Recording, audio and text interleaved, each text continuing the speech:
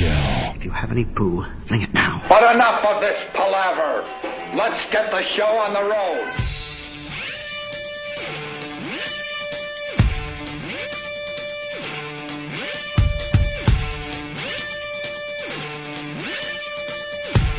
You like movies about gladiators?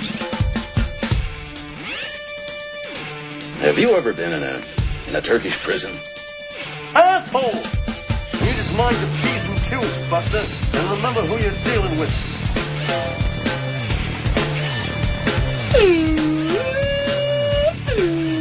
Stop it! Stop it! Stop it! Stop whining! Stop whining! Love that one. Welcome to the Opie and Anthony program on XM Satellite Radio. I'm running again for governor. And he'll be reelected. Did he do anything? Do you think he will be? I don't know. I heard he might have some problems. You think? You think they're onto him finally? I don't know.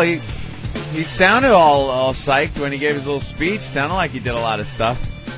We have recovered, now it's time to rebuild, and there was some other thing that I had there. Recovery, rebuild, Terminator 3, Predator 5. He wants the sequel, is what he does. Knows that father didn't like the Jews. The Jews, I want to get rid of all the kikes in California. Except for in Hollywood. Yes, so he's running, he wants to run again, and see if he does anything. Well, good luck to Arnold. The power's on, and everything's good. Taxes haven't been raised. I heard him just babbling about something, and it's so hard to take him seriously as a politician. Do we have his speech? I don't know. You got any of that? We got any audio from Arnold Schwarzenegger? It was like Friday, I think he was doing What, it. Steve?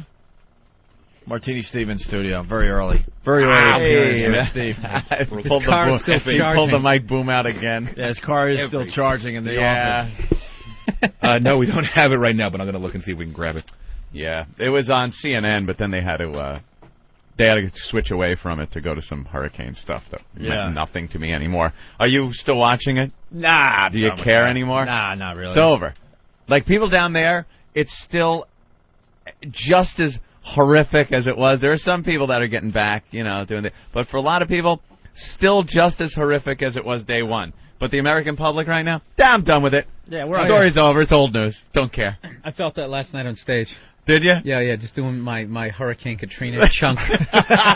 Chunk. And, you just feel like, all right, whatever. And then I had to, add new shit. And now the bit has evolved into the people who actually steal the funds that go down there.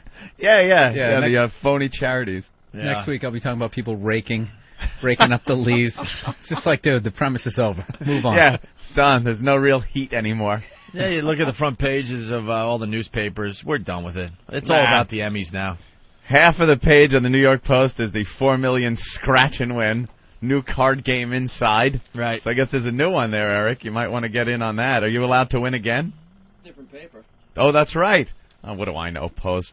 You think the Post would crop your picture so not one bit of Opie and Anthony are in the picture that they took? These motherfuckers over there at the Daily News. He wins $100,000. They come in to take a picture of him. He makes sure he's standing in front of the big Opie and Anthony sign. He's wearing like an O&A shirt and everything. They cropped it like you saw his eyes, nose, and mouth. That was it. They did not want to advertise this program. Oh, I thought you guys were in the photo too, like you actually waited around for that a half would have been hour. good. Like the fucking dude dating like a Hollywood starlet that nobody knows. He's standing there on the red carpet like he's going to be in there. Now my acting career is going to soar. No, buddy. Yeah, they cut him right out. If I hung out for an hour to take a picture, that would have been a story in itself, newsworthy. I am out of here at 11 o'clock. Hanging out watching Eric take a picture. There it is. And I must say, this is from yesterday's Daily News. I didn't see the rest of the proud winners.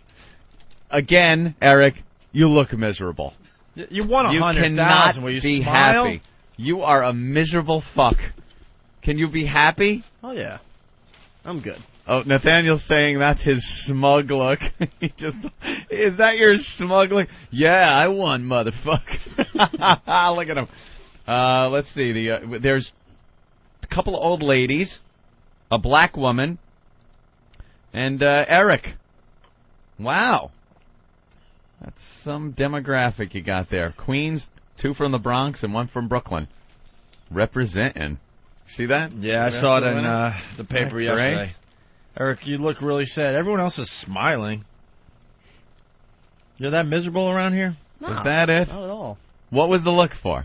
Yeah. It was 2 o'clock. I was tired. The best part, Eric goes, yeah, they used a bad picture. But you're not even smiling. You're not even attempting to look happy. Well, later on, he's like, do you think you could smile? So he took a few more with me smiling in front of the sign. And they didn't use it? They didn't use it. Yeah, you want $100,000 of our money. Could you smile? That asshole, could you smile? This was a big deal for us.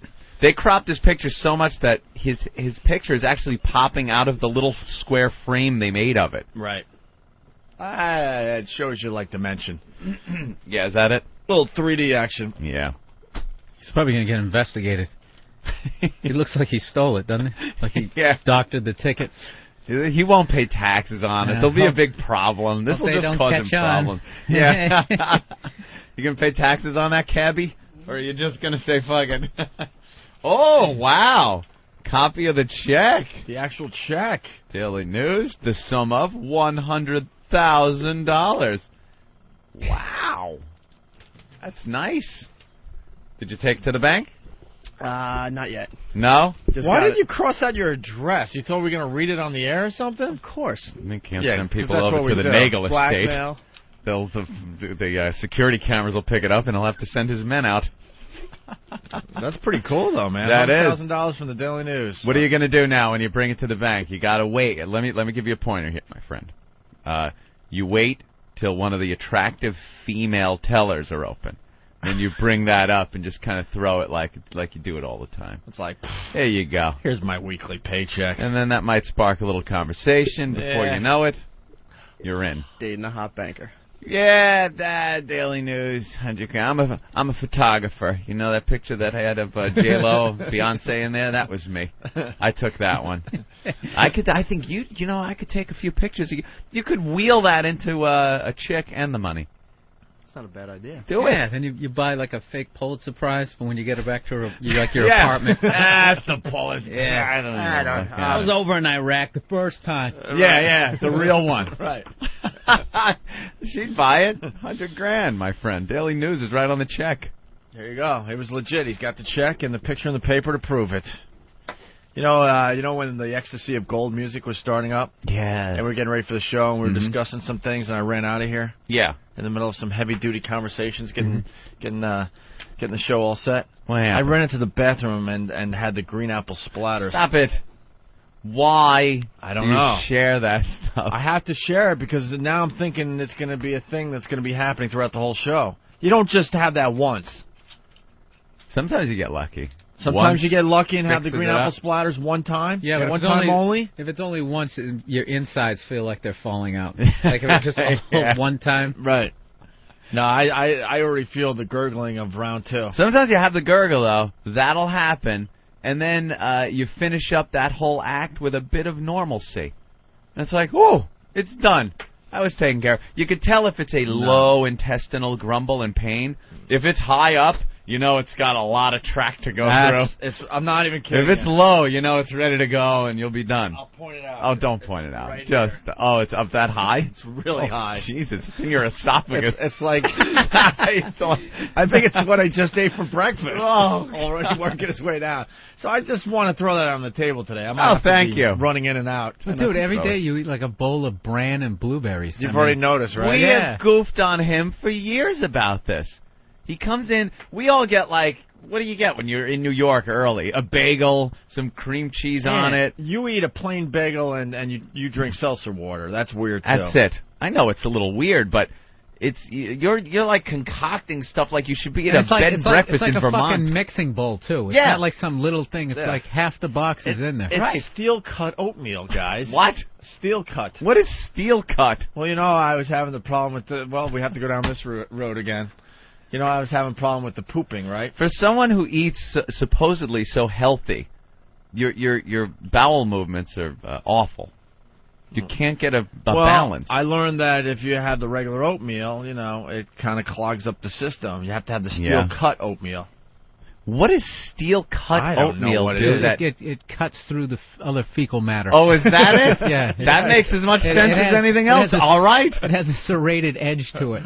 It's Viscosity. More of the stomach's acids can hit more surface because it's serrated. I like that. it's tastier and it clears out the system nice. So that's Yeah. all I know. As opposed to what cut? That regular oatmeal. Stone milled? The regular oatmeal that takes Original cut. Original. Now introducing the regular new steel cut. the regular Quaker Oats that takes like 1 minute on the stove. Right. That stuff. Oh, the stuff you cook. But Yeah, you're not cooking it. No, I'm cooking the steel cut oatmeal. It takes like a half hour. It's a pain in the ass. Wait. I wake up. This isn't the cereal you're talking about. This is oatmeal. Yeah. So you wake up and cook in the morning. I wake up at You're insane. 5:15, grab a cup of coffee, start the water, and He then cooks. the steel cut oatmeal has to cook for like a half hour. So while I'm showering and doing everything else, it's just kind of Bubbling on your bubbling stove. and cooking away. Yeah. All the mice sitting around and roaches waiting for you to drop some. I haven't had any in a while. Knock on whatever. That's horrid. I think the mice are gone. So I just wanted to warn you guys. I might have to run out at any given moment now. Yeah. Because Bill was telling us about his weekend, the HBO thing. We're getting ready for the show, Yeah. and all of a sudden I felt like I abandoned everybody. But I You couldn't did help kind of run out pretty quickly. It wasn't even one of those, I'll be right back. I had to leave at that moment. Oh, I thought I was bombing. I was like, wow. Fucking telling a real personal story. Then my dog died, but he didn't die immediately. His leg was still hanging. Where are you going? Yeah. Hold that thought. I'll be right back. No, that's bad. I'm sorry, Bill. Did you have that real urgency when you got in there? I hate the urgency, you know? Yeah, take us through the whole bowel movement. Opie. Yeah, step by step. Yeah. Well, we've used this on the show many, many times. It was kind of like riding a 10-speed bike through a mud puddle. Oh. Like, I think the back of my shirt Goes got up the some problems back. now. It's just that urgency when you can be driving home and It just splattered everywhere, dude. I've never seen splatter that high up on a toilet bowl before. Oh, that's funny God. because you know when you walk into Jesus. a public restroom and you just see that, you're like, what kind of a piece of Yeah. shit? Now you're that guy. No, it's the bowl's totally clean. what animal? How did it get No, there? yeah, you gotta take it to the next level. You go into some of these stalls and it's like on the wall and stuff. You're like, what Yeah, kind really of animal bad. would do that? I'll tell you, it was unbelievable. The Boston Comedy Club Okay. in the men's room, somebody sprayed the wall with some shit, and that was there, I swear to God, for at decade? least 3 years. Because no one will clean it. Well, know what that's At all. least 3 years. You know what that's all about, by the way? I think we figured it out. Because you see it every once in a while. It's that person has the green apple splatters. Yeah. You're bending down like this to get to the bowl. You're not going to And you sit don't- on the bowl. Well, you're bending down to get on the bowl, but you don't laugh. There's It just also shoots out. the spin around. The spin around where like I was talking, the urgency. It builds up. You're driving home. It's fine. It's fine. Your garage door starts opening. You're like, whoa, like your body knows you're close. The same thing happens at the stall. You run in, rip your pants down. Now, between the time your pants are down, you're bending and turning to the toilet. You lighthouse that whole place. Lighthouse, I love it. You just it's on the wall. It's on, and now what are you gonna do? You're not cleaning that up. There are people for that. Lighthouse. So you just, That's really good. you leave it there, and no one else is gonna clean it. It's like that dump that was at the parking garage that I talked about for the past year.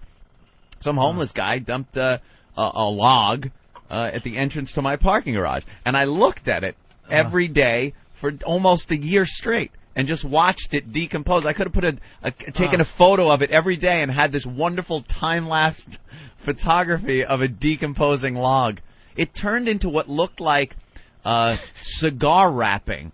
Like it was almost paper in the shape of a canoe. The shit fields. It's like scientists examining. This is what shit looks like after 2 days. I will know now what a dump can look like after, say, a month.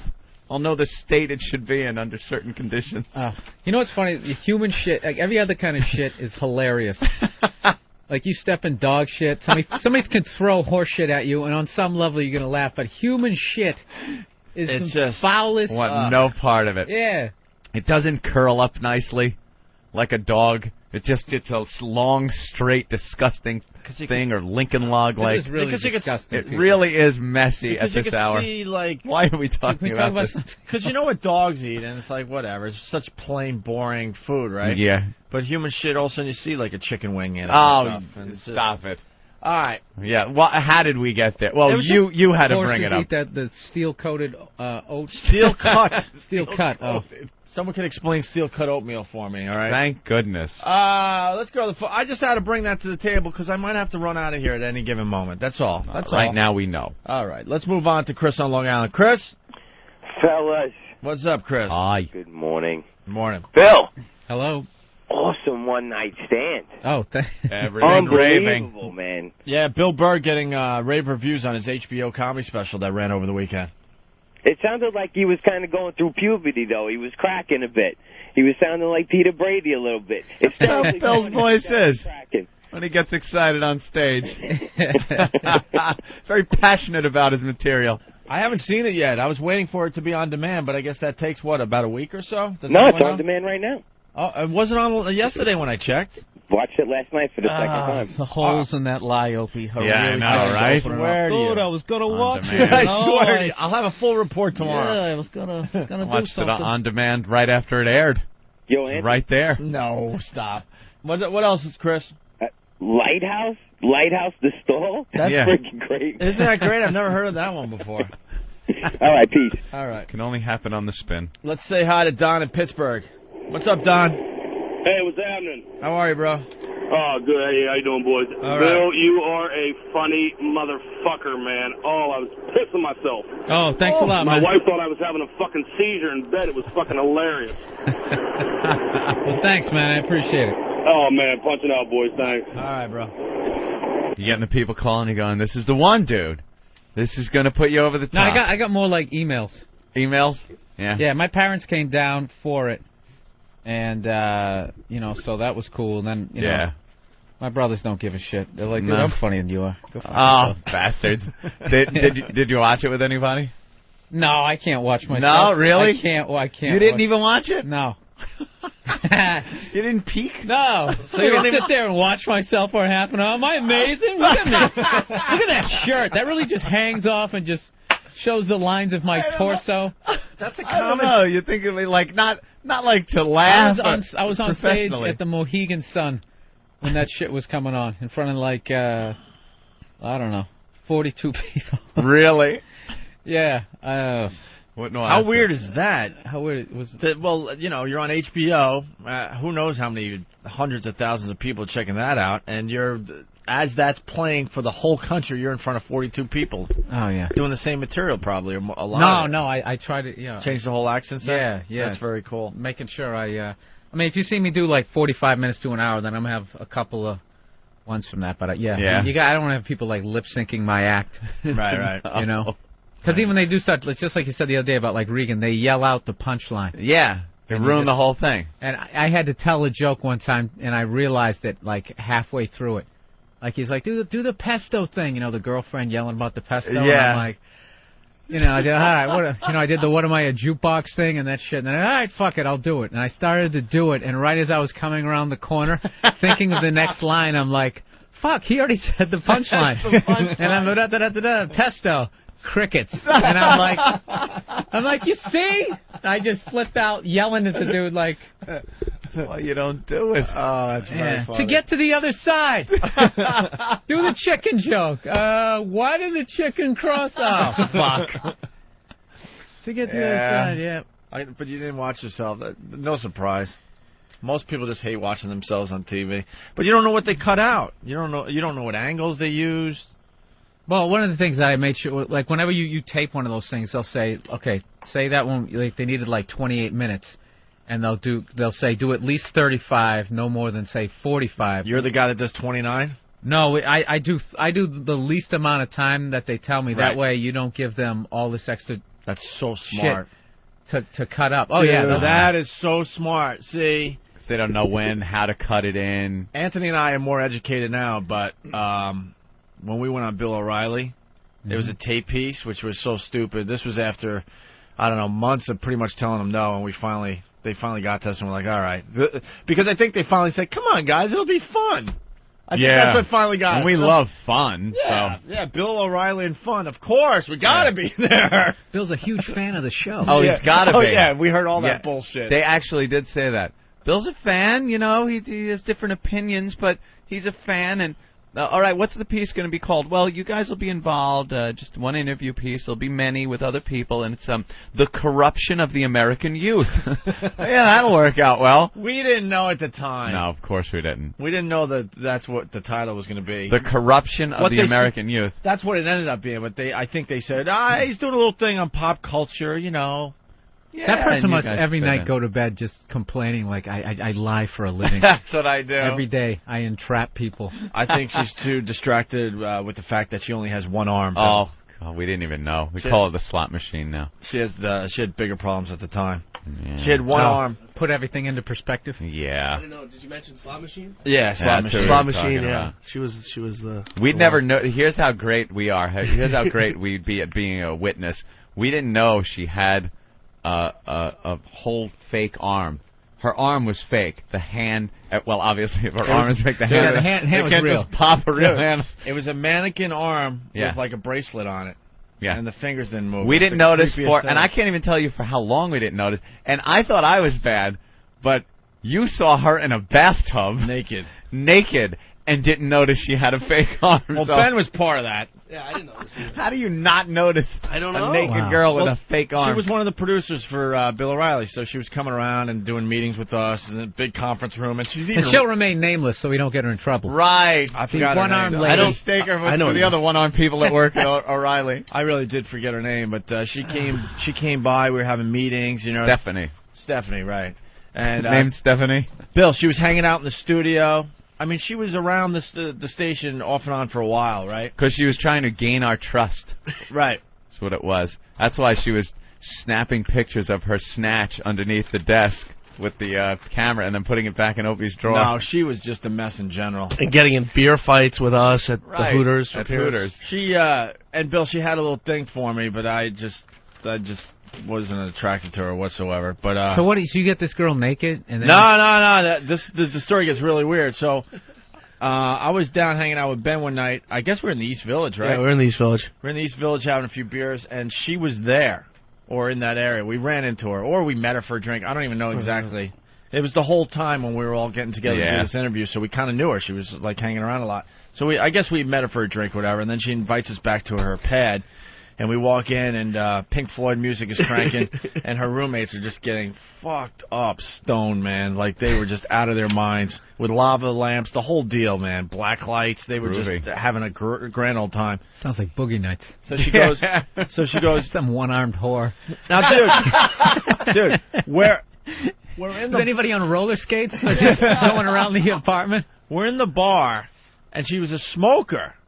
This is when you could still smoke in the bars. So this goes back a little bit. She was lighting her cigarettes and everything at the bar and drinking. Still don't notice the arm. She was at the station off and on for a couple weeks. Didn't notice the one arm. If it was windy in there when she went to light the cigarette, I think you would have noticed. Right. She went to do that cover thing. We go back to her pad. The stump. We go back to her pad. Her roommates are, getting high and stuff. So she's like, hey, you guys want to go to the roof and have another beer? So it's me, Ben, and her on the roof drinking and stuff, right? No big deal. Checking out the street below, whatever.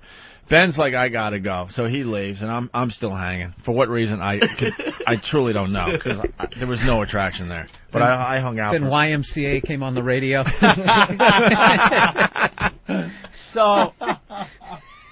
So I have another beer with her up on the roof, and we go back into her apartment, and her friends are still off getting high or whatever, and all of a sudden she goes into the bathroom, and I'm sitting out there like, what the hell's going on?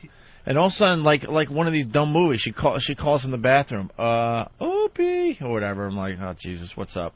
And the door was slightly open, right? So I opened the door, right? I don't know how she did this all within, it seemed only like 5 minutes, but she's in the bathtub, completely naked, candles lit. And I look at her. So she's waiting for some company. I look at her in the bathtub, and I just start laughing. I'm laughing like, you got to be kidding me.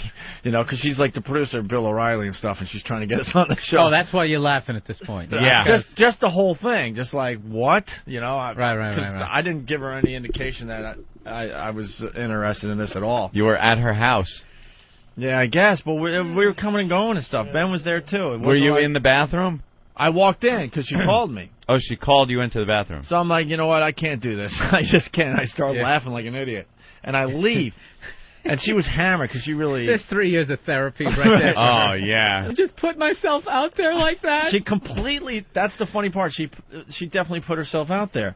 And I just take off. I'm like laughing like an idiot. And she's hammered. And I'm going down the stairs. At this point, she followed me. She was able to get a towel on. She's sitting at the top of the stairs. And I'm seeing Snatch and everything because she's at the top of the stairs. I'm at the below the stairs. And she's just screaming at me, "You fucking bastard!" All pissed off that I didn't go for it.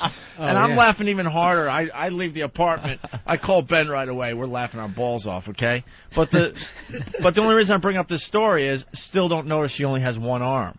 So maybe that's why she was so pissed that I rejected her. Naked in the tub. How do you not see that? Maybe she's thinking, look, it took a lot for me. Inspector Opie, I think that's a good place to start.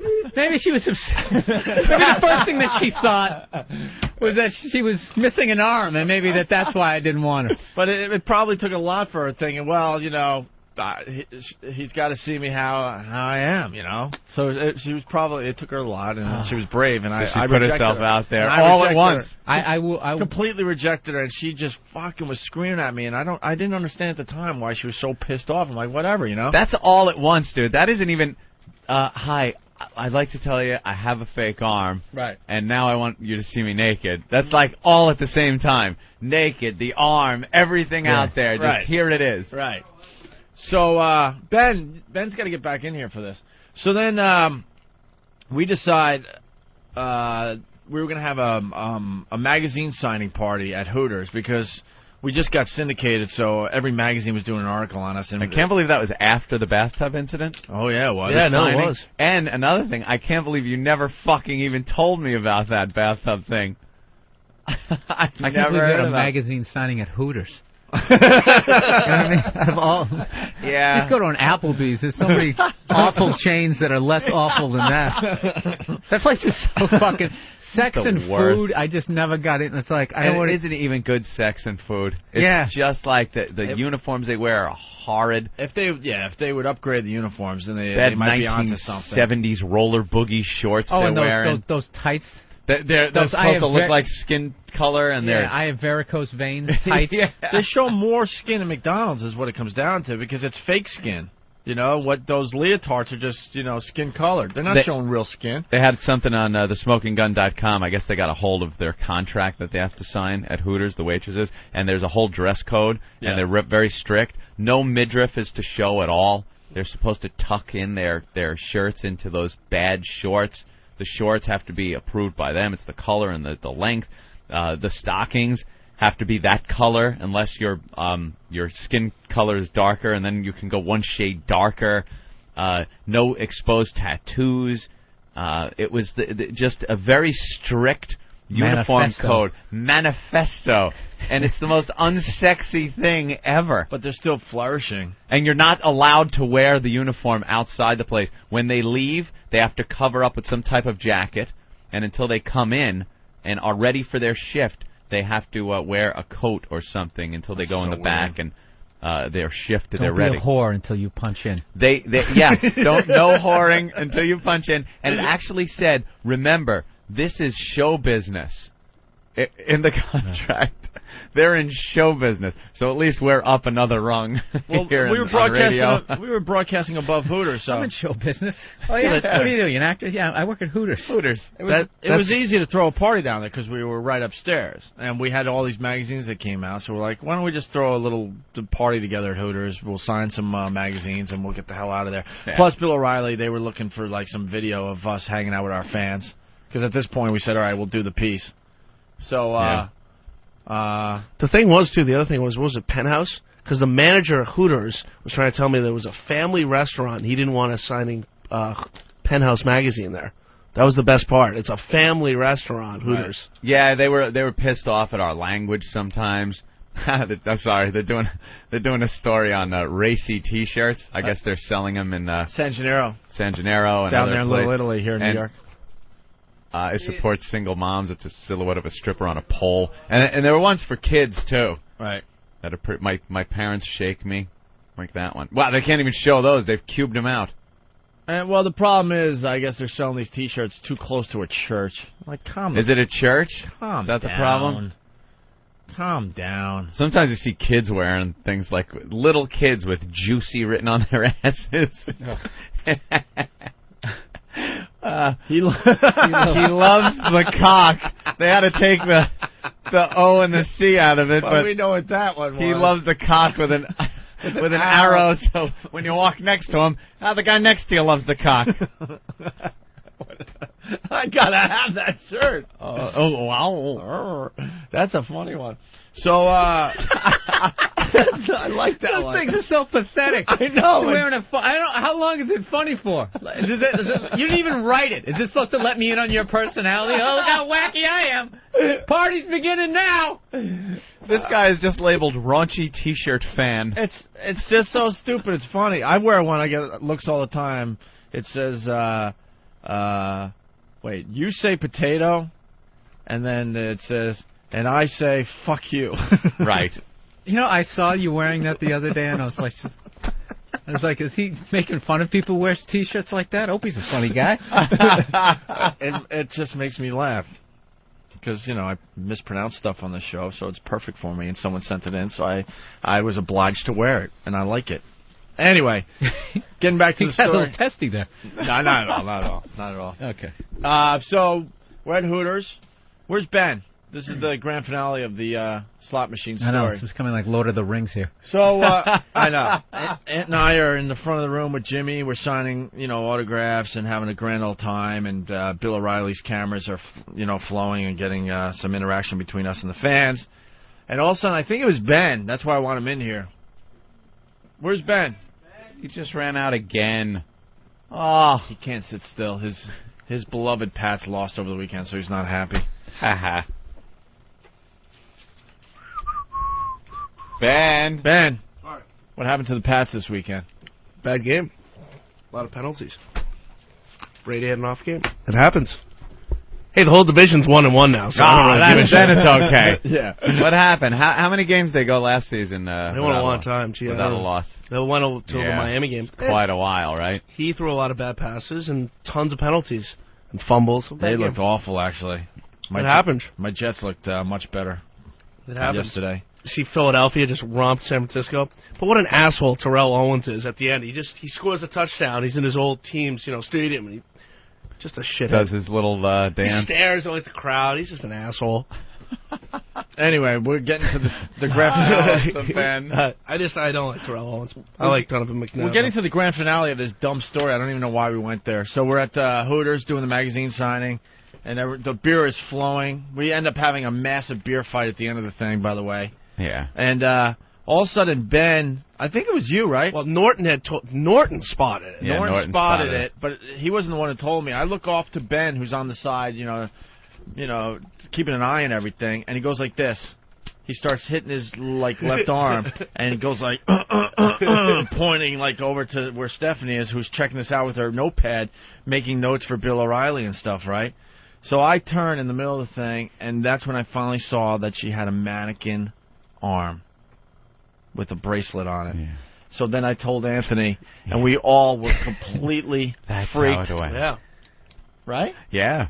And at that point, we were completely freaked out because we were hanging out with this girl off and on for a couple of weeks leading up to this event. How Norton figured it out in 2 seconds. I think it was the first time Norton even saw her, and he figured it out like that. But the point is, we would make horrendous... How soon before he said something inappropriate? He told everybody, and Voss was there. Voss was dying. Norton was probably just trying to figure out how she could jerk him off and play with his nipples at the same time. Looked at her hands, because that factors in. I'm sure it was just some perverse thing. Is that, oh yeah, there she is. There she is right there. Some old pictures Eric just found. That's her. She doesn't even work there anymore. I remember, though, when when everything went down, she was calling people trying to get interviews. Remember Rick was trying to get on Bill O'Reilly? Do you remember that whole saga? Yeah. Well, So, there you have it. We make horrendous witnesses. Oh, there's the picture of her panties with the string under the desk with the tampon string. Yeah, she just wouldn't give up. Like, I had this camera, a disposable camera in my desk, and, the after-hour parties at the office got insane. I think Stinky finally hooked up with her. Yeah, for a Stinky while, was right? back there at your desk. Like, God knows what's happening up there. Well, I think if you're missing an arm, you got to be a little, tenacious. Well, a tad. She took my camera one day while these guys were partying after hours. I didn't know this until I developed the pictures, swear to God. And she's taking pictures of her snatch, like, because she was wearing a skirt. Good for her. And I developed the pictures, and sure enough, she was having her friend, and there's strings hanging out. And No picture of the arm there, Hawk.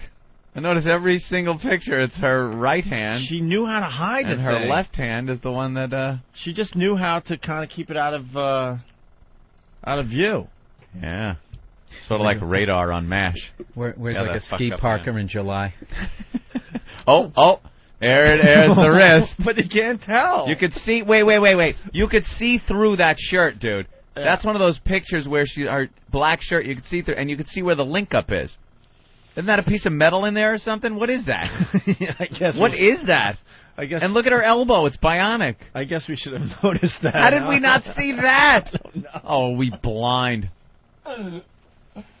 Safe to say, I was probably drunk, but what about the rest of you guys? I don't know. And then there was a massive beer fight, And people were writing with markers on her leg, like there was arrows all over her leg, like pointing up her, to her snatch. Yeah, that's wow. How was the bathtub? Was it one of those 4 cloth feet bathtubs? It was like sloshing around. Hello, Opie. It was candlelit, so a bunch of candles. I can't believe you laughed though. That's I so know. brutal. I had a girl one time, right? She wanted to do this role play thing, right? She wanted me to come over there, and she'd answer the door with nothing on but a towel and like high heels. But you know that's going into it? That's what takes you... No, I didn't. No, Oh, okay. She brought it up one time that she wanted to do it, right? Okay.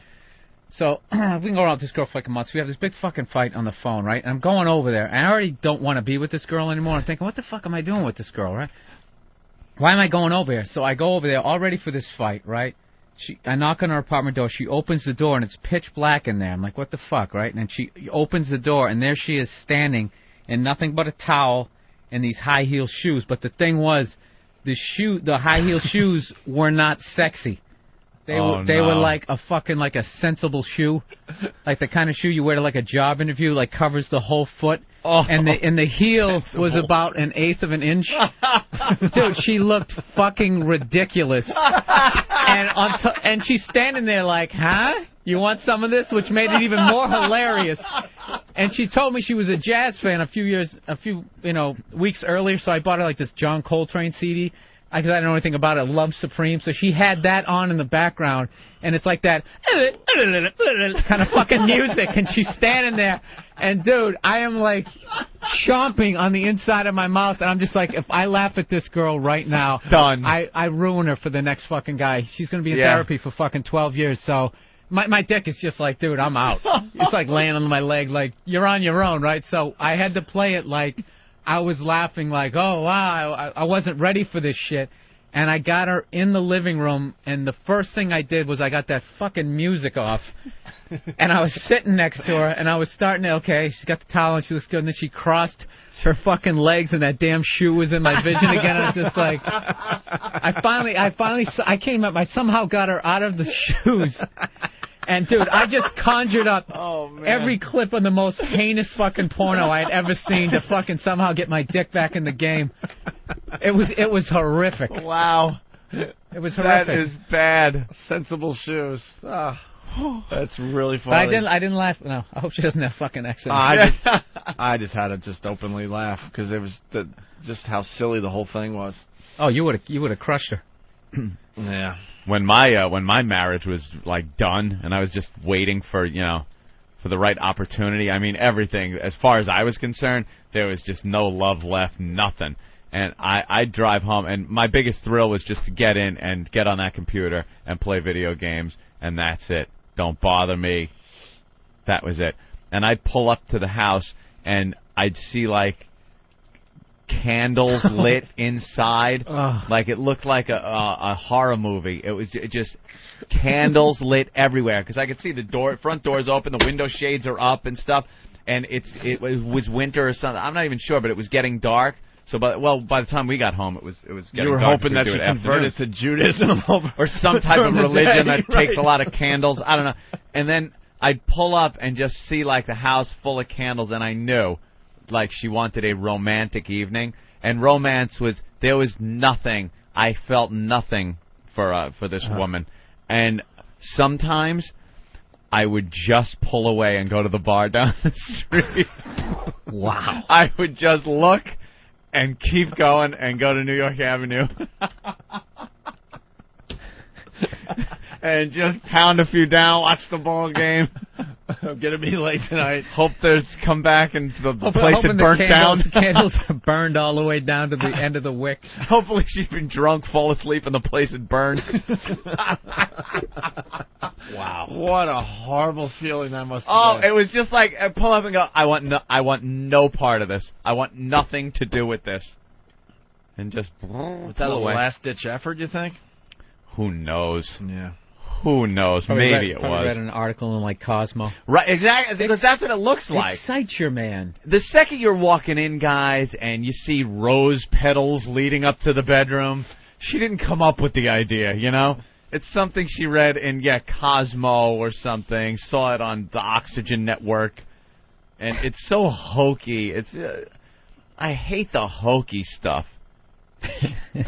Rose petals all over the bed. Great, I need that stuck to my bag the next day at work. Gonna take a leak. What the fuck? I got cancer. I go, oh, it's a rose petal. Fuck you. What a great way to start the show. All right, what are we doing here? I don't know. We're crawling out of that 20-minute shit story. Right. Oh, that's right. I'm sorry. Let's go to PA. Hey, Fulton, what's up? Yo, guys, talking about football earlier. You notice how the holes are ruining the games? The sideline reporters and stuff, right? Oh, they're horrible. I'm telling you, I think the listeners need to start capturing clips of the holes talking because what they say is just monotonous and it'll drive you crazy if you really listen to it. You know what? That's not a bad idea. That's a great idea for a bit. Thanks. Hey, you mind if I tell a funny shit story? I think you guys will like it. Oh, boy, we were just crawling out, weren't we? Yeah, we're trying to move on, but go ahead. This is a good one. One time, me and my friends, we were driving down the street, and out of the corner of my eye, I seen a purse on the side of the street.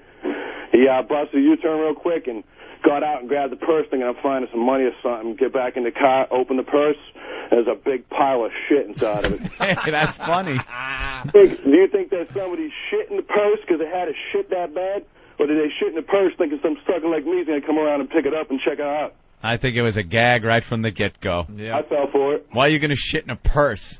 Like, that's probably the 15th place you'd shit if you really had to shit badly. Yeah, that's like an old practical joke. Yeah. My buddy Scotty had to take a dump so bad on the guy in the State Parkway that he shit in his sweatshirt and threw it out the window. He had IBS. Right. Irritable bowel syndrome. Irritable bowel syndrome. Yeah. All right, guys, punching out. Thank you. That happened in the Mighty Ducks. Is that what the purse story? So either he's lying or his friend ripped it off. Hoo-hoo. From the movie. All right. He should have closed with the first shit joke. Yeah, I know. That worked for him, and then he just went on. They never know when to stop. It was very strong. All right. And now we have to take a break because he just ruined everything. We had a great energy going. Damn it. And now we have to do what we like to call a regroup. You son of a bitch. Oh, eBay items going away in less than an hour, huh? What? We got our Opie and Anthony auction for the victims of Hurricane Katrina. We'll get into that whole thing when we get back, okay? That's where we started, and then it just went horribly wrong today. Certainly did. Well, I made the toilet bowl look like downtown New Orleans, I'll tell you that much. No, we don't need to do that. Hey, now. I know. Thank you. I'll be here all weekend. Try the deal. Hey, the Opie and Anthony auction, the second phase, a lot of items are going away today. Actually, a lot of items going away in the next 15 or 20 minutes or so. So you might want to go to the link that's on opieandanthony.com and see what's going away, maybe get a final bid on some of this stuff. What's an Opie and Anthony HES promotional sign autographed? Those are the signs that you, from your appearance at the Home Electronics Show here in New York. Okay. Big, tall ones, autographed. All right, those are going away in like 11 minutes, 10 minutes. The Opie and Anthony Mardi Gras banner that we autographed, that's going away in like 10 minutes. Martini Steve American Flame shirt's going away in 10 minutes, Anthony. Do you want to make a final bid on that? Another Flame shirt going away in about 10 minutes. In a half hour, a lot of Opie and Anthony and Ron and Fez photo sets autographed are going away in about a half hour. What else in the next hour? Jim Norton's Scarface shirt that he got for his birthday. From his mother, I guess. Right. Gave him this for his birthday, and he comes in and just complains about how it stinks. Isn't that odd? His mother got him a present, and he did nothing but complain about it. How can a Scarface T-shirt stink? Because it was such a bright red. The shirt was red, and it had like a white print of Pacino on the front, and it said Scarface on the back. He goes, it was just the worst shirt. It's awful. And he wore it here one day. He wore it to show how bad it was, and it really was just a bad, bad shirt. But I am so bad. When I get a present for Christmas or birthday or something, I can't even confess to myself I don't like it, because it makes me feel bad for the person. I start picturing them actually buying it and thinking it's going to be good or something. So worse is they're standing there staring at you. Yeah. As you're opening it, like, yeah. You like that? Good one, and I can't even admit it to myself. So I convince myself that I like it, and they're looking for your reaction. And as soon as they're looking for your reaction, they even know that the gift stinks. Yeah. That's what that comes down to. Cash is king. That's right. But the Jim Norton Scarface bright red shirt, it's just awful that he autographed. That's going away in like 40 minutes. My pants that I gave to Travis, don't ask Bill, they're going away in about 40 minutes. Even the intern for a day is going away? Mm-hmm. Wow, the Opie and Anthony intern for a day, if you want to make a final bid on that, that's going away in less than an hour. And it goes on and on. Wow stickers. Brian Regan's Cup of Dirt has less than an hour left in auction. What's that up to? $430 for a Cup of Dirt autographed by Brian Regan. Brian Regan's Pop-Tarts that he autographed, that's going away in the next hour. So a lot of items, and obviously it's for a good cause. 100% of the proceeds go to the victims of Hurricane Katrina. The link's on opieandanthony.com to get to the auction. We're helping. We certainly are. You know, Jeremy caught me on a few things here. Go ahead, Jeremy. How you doing this morning? You're getting away with murder with that Jim there. I've been listening for only 15 minutes this morning, and you've thrown out the grand religion of Judaism. I know. Judaism. I can't believe no one picked that. Irritable bowel syndrome. What is it? Irritable. Irritable. Oh, irritable. Right, you're right. All right, just keep me honest, man. Keep me honest. All right, thanks, sir. Just goes to show how I don't listen. I just don't listen. I'm constantly waiting for the next bit of hilarity to come out of my own mouth. I don't listen to people. What'd you say? I'm just a moron. Yeah, what? And you're just a moron. That's fantastic. I just was still replaying what he said, like, irritable? What? Right. Irritating? All right, so good start to the program here. Yes. Romantic moments that went horribly wrong. Maybe we'll take a few of those calls today. Mm-hmm. We'll get into the Hurricane Katrina. Trying to think of another one. I do have another one. Yeah. You want to bring it to the table after the break? Yeah, because it's real old. It's like high school time. Okay. We'll do that next. Bill Burr in studio today. It's the Opie and Anthony program on XM Satellite Radio. The O&A virus. Spread the virus for us, please. Help us out here. The show's growing by leaps and bounds at this point. Yeah. You know, we've been at this almost a year already, Anthony. I thought it was over a year. What the hell time is it? What's the month? I'm talking about the first time we actually did a show. Yeah. We've been with XM for well over a year now, but we had to wait out a stupid no-compete.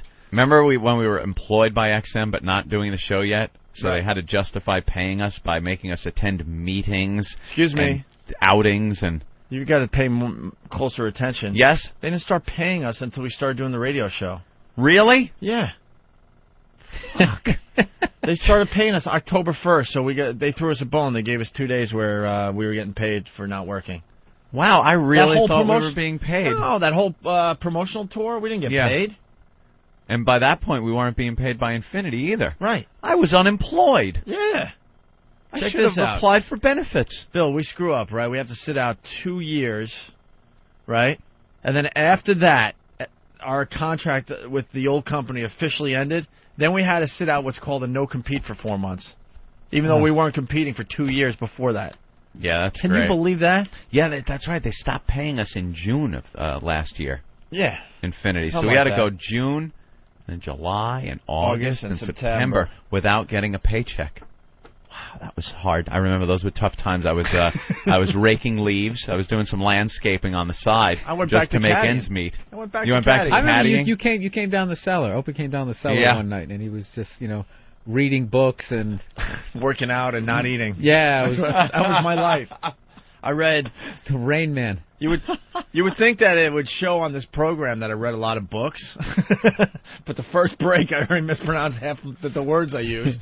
I actually read close to 200 books in my time off. Jesus 200. Christ. Did you go for the hacky War and Peace just to do it? Just because it's long and you had time? I did like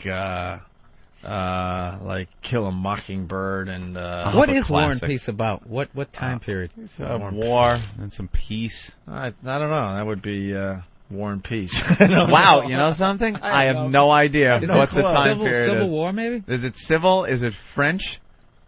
Is it it's long. World War I? Yeah, it's long. I'm going to say, just guessing, I'm going to say World War I. All right. I'll say World War II. I'll say the Civil War. Civil War. I was gonna go with the Korean conflict. I'm gonna say Civil War. All right. Hey, that T-shirt story, we got the audio, Ant. From really? San Gennaro is the Italian feast that's happening here in New York. For what? All this week, I guess? Uh-huh. Through the weekend, at least? I don't know. And they're selling the goofy, wacky T-shirts, and it's too close to a church or something, so now it's a big story. So, of course, the news team had to get down to Little Italy to get to the bottom of this whole thing. And here's the audio. It's a festival known for family, fun, and, of course, hot food. But at San Gennaro, some visitors are sizzling mad. It seems a few T-shirt vendors are peddling some pretty raunchy merchandise. Considering the fact that this is a religious festival, I think it's not nice at all to have T-shirts like that. The gaudy garments are meant to make you chuckle, but to some, they're no laughing matter. It's not appropriate. It shouldn't be at the feast. But morals have dropped.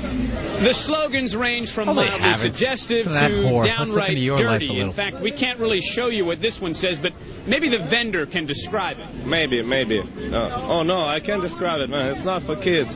Festival organizers say they've asked the vendors to cover up. Anything that has a swear word, or we just covered up the middle part, just get rid of it. This does not say cook.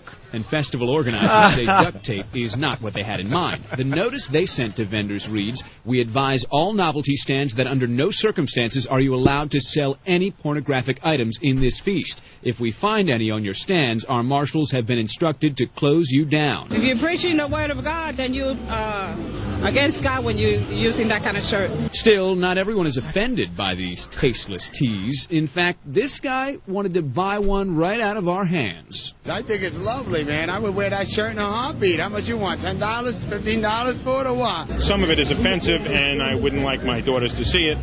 But it's New York, so you have to let things slide. It's opinion. Whatever you want to buy, you buy. But this is the way to go. Right here. Oh, God. Another non-story by the news. This does not say cook. It said cock. Napoleonic Wars, I like by that the lady way. with just a moronic connection. Oh, yeah. This is a thing for God. If you have a T-shirt like that, then you're against God. Yes, exactly. That's exactly what I'm saying with my shirt.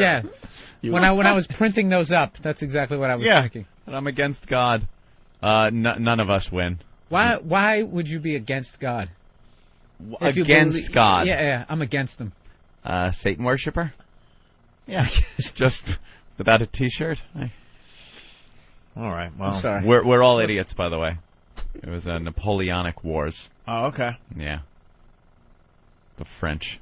All right, we could, hang up on everyone that has don't the worry answer. about it. We got it. We got the answer, so Thank you. everybody that's on hold, please hang up on yourselves. I get 1 point for the right century. Yeah, you do.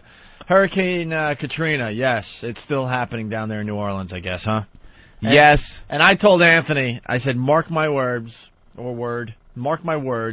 Hurricane Rita is going to hit New Orleans. Yeah. It's just how things work It sometimes. has to happen. That's the way the movie would work. It has to You've happen. heard about Hurricane Rita, right? No. It's heading toward the Keys.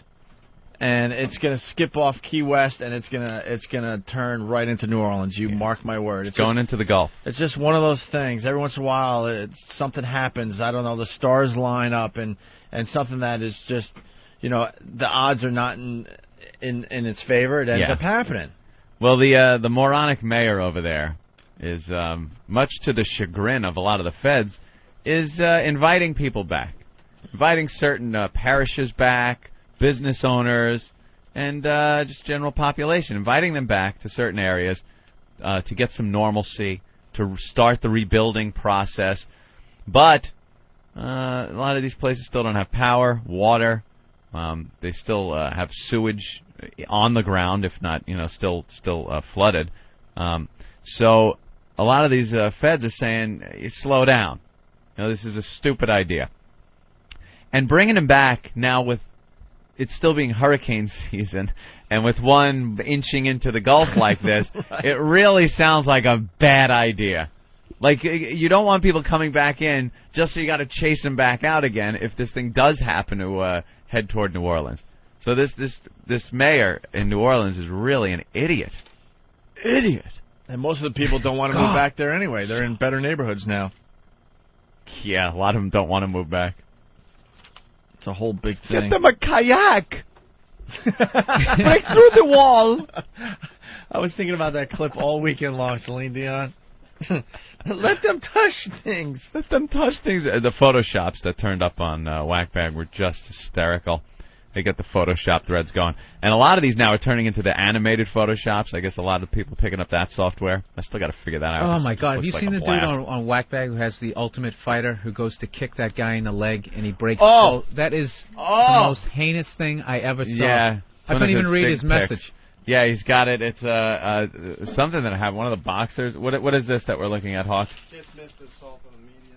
Oh, the assault on the media happened? Yeah. How did we miss it? How do we know it happened then? Huh? We got it on tape. We got it on tape? Let's what take a look happened?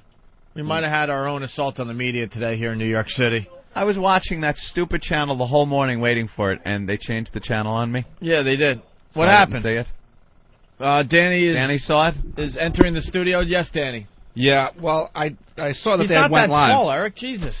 Move the mic down. He's shoving it into his face. He's shoving it into his forehead. I saw that they went live, and I'm screaming. I'm like, all right, man, they're live, because he had already missed about 4 times to do this. Oh, jeez. I said, they're live now. Go, go, go. He hangs up the phone with me. Like, I need to spot him to tell him where to stand and where to be in the frame. Stupid hangs up, and then pulls off a terrible assault. What did it look like? It was just like he was way too far behind, and he was just he was holding it up, putting it down, running the other way, holding it up, putting it down, holding it up, putting it down. Had no idea where he was in the frame, how high it was. It was on a bad angle. Who went? Bill. It was Bill? Oh, that's... He's doing aerobics. Yeah, pretty much. That stinks. I don't know why, but there's opportunities here in New York that are guarantees, and we send the new guys out for some reason. The new guys suck. How did we get the first batch of guys that were so good? Remember Fan? Remember how good he was? He doesn't do it anymore. Danny? He doesn't do it anymore. I can't be bothered by this anymore. Nah, they send out the newbies, and they fuck it all up. How did he hung up the phone? Hey, you wouldn't think you'd have to brief people this much. Bill, what's up? Hello? Hey, Bill, what happened? I went in front of the news broadcast. I got on, and then the fucking guys, they sent guys after me, and then when I went realized, I ran past it, and then the fucking goon, wop, fucking guy stole my sign. They took your sign? Yeah, the second time. And they stole the sign. But they grabbed my arm and then grabbed it out. Oh, boy. I think you were on screen for about, 2 seconds maybe. All right. Bill, you did a really, really bad job. Hey, did I get on at all? For 2 seconds, not even, a split second, you were too far away. You hung up the phone with your spotter that is supposed to direct you as to what to do. I was live, and I threw the phone down because I went live. Yeah, but it's supposed to be your live go, and then you're supposed to listen to him go, okay, move left, move right, go in closer. Like he's supposed to talk you in. You don't hear from the control tower if you're a pilot. Hi, we're picking you up on final. Okay, bye. Yeah, and then land the plane. You gotta So they got the one of the people working for Channel 11 2 blocks down with me right now. You want to talk to her? Yeah, sure. What's up? All right. Hey there. Hi. Who are you? Yeah, she took. Hello? Yeah. Tell her we need our sign back. We need our sign back, miss. Who was that? Why did your goons take my sign? I don't even know who this person is, but she's playing stupid. Tell them that's your property and you need it back. That's private property, miss. I'm going to need that back, or XM Satellite Radio is going to sue you, Channel 11, Viacom, whoever you work for. Did I say that? Viacom. I work for Opie and Anthony. That's right, Opie and Anthony. That's right. Yeah, Anthony Cumia, Greg Hughes, they're going to come down here with their lawyers. They're going to get their sign back. This guy's a mess. I love it. Phil, you're a mess. I love You it. can send the whole NYPD after them. They don't care. So who is she, Bill? She's a worker for Channel 11, apparently. She's 2 feet away from me about 40th Street, I guess.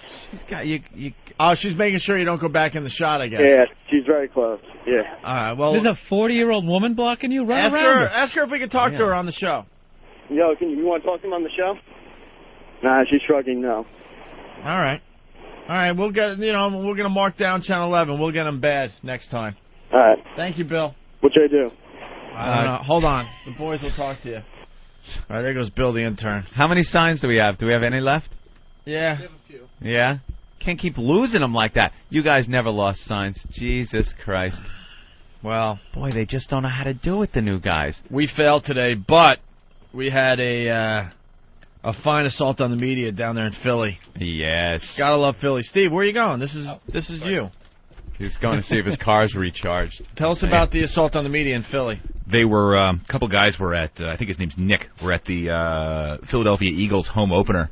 And it looks like they were there early in the morning because in the video that he sent in, they're making French toast. And tailgating, making French toast. Tailgating, making French toast. And WPVI, Channel 6, I think, sent their reporter down to do a story from the home opener, and these two guys jumped in the middle of the frame. One guy's covered in WOW stickers. Bill, covered. Yeah. WOW. Yeah. I mean, his whole front is WOW stickers. That's awesome. The other guy has an air horn, and they just, like a couple of gorillas, jumped in the front of the frame and just start screaming, Opie and Anthony, 202, and they blast off the air horn and then take off out of the frame. The video's great. It's up on opieandanthony.com. Certainly is. Yeah, it's the Assault on the Media contest for September. It's starting to really kick into high gear here. It's Boston versus Philly at this point, right? You think this one's better than the guys in Boston? On par with, if not better. I got better video and audio of the one that happened in Boston, and that's now that I've seen that and heard that, that's really good too. All right. So you got the new video of the Boston assault up there as well. We had a bad copy of that, but yeah, we got better audio right now. We have a better copy of that finally. All right, this is the Assault on the Media that went down over the weekend in Philly. Let's check it out here, the audio portion. Let's get a look at the early tailgating. Oh, Amy, they're already out here. Tailgating season is here. Pre-game revelry. Oh, absolutely. And you know, I knew the tailgaters would be out here early this morning, and they are out here in full force in the parking lot by Lincoln Financial. Now, as you can see. Thank you. Okay. Well, we had those guys. That was great. She had to make like it was all fun. She had to acknowledge them. Okay, thank you. Well, we have those guys, but you got to understand the guy was a raving lunatic. Show the video to Bill. Raving lunatic, screaming, yelling. His friend's got an air horn, just wrecking her live shot big time. Look at this guy. He's covered. The cameraman's trying to keep him out of frame. And what's part two of this? It's more visual than audio, but you do hear them try to make a second attempt, and they jump back in the frame, and the cameraman is so frazzled by the whole thing. He's wiggling the camera all in a figure eight, trying to keep it away from them, but they still get in the frame. All right, should we play the audio? Is it worth it? You'll hear it. You'll hear a little bit of them scream. But the video's better. The video's better. All right, who wants to give me a prediction for the final score? 38-13 Birds. 38-13 Birds. You heard it here. All right, guys, it's my first tailgating live shot of the season. You got to give me my first Eagles cheer. Let's hear it. Right there. E-A-G-L-E-S, Eagles! Awful. All right, but the video is much better. You got to check it out on opieandanthony.com. Her first tailgate live shot, huh? The guys that did it are on the phone. Jim in Philly. Jim, what's up? Yo, guys, what's up? What's going on? It was you and your brother? Yeah, you know what? I'm gonna call my brother back. I'm gonna call my brother now. He's probably still sleeping. All right. And we'll give you a call back, both of us. All right, do that. All right. All right, thank you, sir. Because I'm sure both of them on the phone will just make it that much Probably better. still taking the stickers off. There were so many on them. Well, we got to figure out who's in the lead because the contest has, what, a little less than 2 weeks? Yeah. All right. Up for grabs, we've got a portable Delphi MiFi radio, dinner with our own Eric E-Rock Nagel at Paisanos on Mulberry Street in the heart of Little Italy. The E-Rock part of that is optional.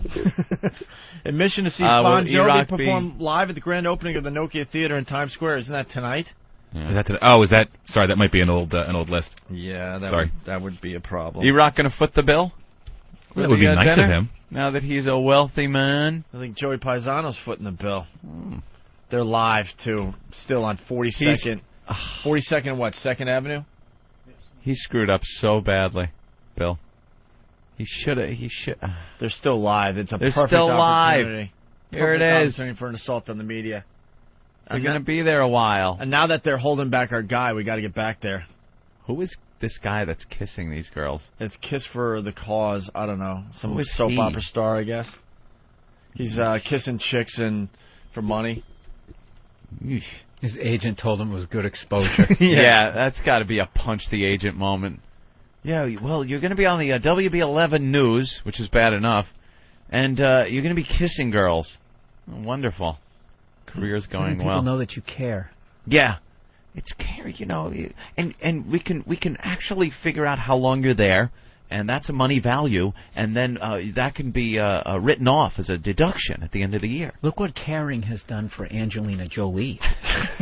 This is just the beginning. Yeah, it's just like what she does. The assault on the media, yes. Also, you win a 30-day free video game rental from Gamefly.com. And, of course, admission to the Opie and Anthony show for a day to check out what we do here. Just sit there and watch us through the glass. Yeah. Well, here's the audio of the Boston Assault on the Media from Boston Strangler and Sonny Forelli. The audio is much better than the one we played last week.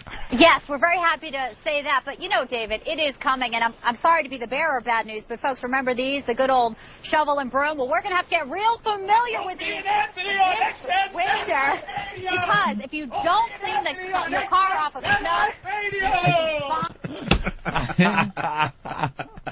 I don't know why I laugh every time at the pests. I love how they're on XM Satellite Radio. One guy started that a while ago, and now everyone's following suit. The dude from Alabama. Was it Alabama or the guy from Springfield? The guy okay. Yeah, the guy from Alabama was the one that just had the exaggerated, the lion suit and the southern drawl. Yeah. So the videos are all up on opieandanthony.com, foundrymusic.com. We got to start figuring out who's in the lead. Is it the one you just heard or the new one over the weekend that the guys pulled off in Philly? All right. You got a clip of Rob Bartlett on Imus as well? Yeah, that's on this disc? He was wearing the Spread the Virus shirt and goes into one of those. He's doing his deranged Brian Wilson impressions. Yeah. Right. And he goes into the satellite radio debate as Brian Wilson. It was really funny last week. Imus did us a huge, huge solid. Yeah, we caught a couple of pieces of it live. We plunked it down, but I guess this is the whole thing that he was talking about. Yeah, Rob Bartlett doing, like you said, Brian Wilson all fucked up, but he's wearing an Opie and Anthony T-shirt. Yeah. Brian Wilson here with us this morning with his Opie and Anthony T-shirt on. If you have a satellite radio, can you listen to Sirius or XM, or do you have to have two separate radios? Well, you'd have to have two separate radios if you wanted Sirius. Right. Which you wouldn't want. Well, yeah, you would want that. Okay. You want Sirius. I don't own any XM stuff. Well, that's your first mistake, Opie. Could be. Might be, yeah. You should invest in yourself. That's the first thing they tell you. How do you think I lost all the publishing rights to my songs? Well, I'm not sure how that happened. But... And there you have it. I remember that. Yeah, we actually pretty much did play that whole thing, didn't we? That was the only one we did play live on the show. Jesus. Good job. Way to go, Steve. You're welcome. You got a disc of what we said 10 minutes ago? Maybe we can play that. Good job there, Steve, old boy. All right. Should we get into the Emmys? Yeah, I missed it, so I'm just going to have to depend now on clips. I missed it, too. You did? Yeah. Remember when you used to watch shit like that? Well, that was when we were doing Because it was afternoon important. drive. We could stay up late. What time was it on? Late? 8 o'clock. I just saw a little bit of that Black Eyed Peas rapping in the Yeah. middle of the Earth, Wind, and Fire. Yeah, that sounded horrible. I didn't hear it, but just the setup. And It was horrible, and they were just cutting to people in the crowd, and they were like, yeah, they had that look on their face. Okay, the camera's on me, so I'm going to smile, but I'm really puzzled. Yeah. Like, what the hell is this? Then he made like a reference to the Michael Jackson trial. Like, remember the verdict? Like, why would, like... Exactly. It's like most people there, especially because it's such like a white crowd, most of them think he's guilty. Right. The jurors Oh, even boy. think he's guilty. They all came out and said they know he's guilty. These award shows have huge problems. No one's really watching them that much anymore. So they have to get gimmicks to try to make them Can I big. interrupt you? Sure. The dude's back from Philly, and he can't get his brother on. Oh, well, on the this phone. would be great. This is an exclusive interview with Jim. Hey, Jim. Hey guys, what's going on? So you did that assault on the media in Philly, right? Yeah, we've been planning it. We know that they're there. We're there early in the morning, 6 o'clock for every game. Yeah. So we know that they're going to be there. We knew they were going to be doing live shots. They do them every single year on opening day. What time is game time? Game time is 1 o'clock. You get there at 6 in the morning. Yeah, for every game. If it starts at 4:15, we're there at 6. Monday night game, we usually stay the night before and play cards. Why? Because I'm telling you, that it's all about the tailgating. What, 7 hours of tailgating? 6 in the morning? When I used to live in Buffalo and the Bills were huge back then, we weren't there at 6, but we were there by 9. Dude, it's Buffalo. 5 hours in, you got to be doing heroin at that point. What do you do? What is there to do? You're drinking beers. You're I see you get there, you're all like, yeah, let's go, let's throw around the football. After like an hour, 2 hours, you're like, yeah, you want to throw the football around again? No. It's a big party. I'm tired. You're drinking, you're cooking, you're When I throwing was- the ball around. When I was at 20 and at the peak. Hold of on, my- Jim. Jim, hold on. We'll get right back to you. Hold on. Bill Burr is speaking. When I was 20 years old, at the peak of my alcohol intake, we used to show up to Patriots games at about 9:30, and I was fucking obliterated. By game time. By 12, still had another hour. I had already puked on this dude's lawn, and they asked us to move the car. Never made the kickoff. Well, no, there is such thing as too much tailgating. No, man, it was a whole thing. We'd rally the troops, get everyone up and out the door, and we would be set up by like 9 in the morning, 4 hours before game time, and you're just getting psyched, especially if your team's good. I'll tell you something. At this time of year, maybe not that much, not that many hours, but maybe a few hours ahead of time. But in the middle of the winter, you will never ever see me at a football game. There is nothing worse than sitting in sub-zero weather in those seats where everyone's so bundled up you can barely even stand up.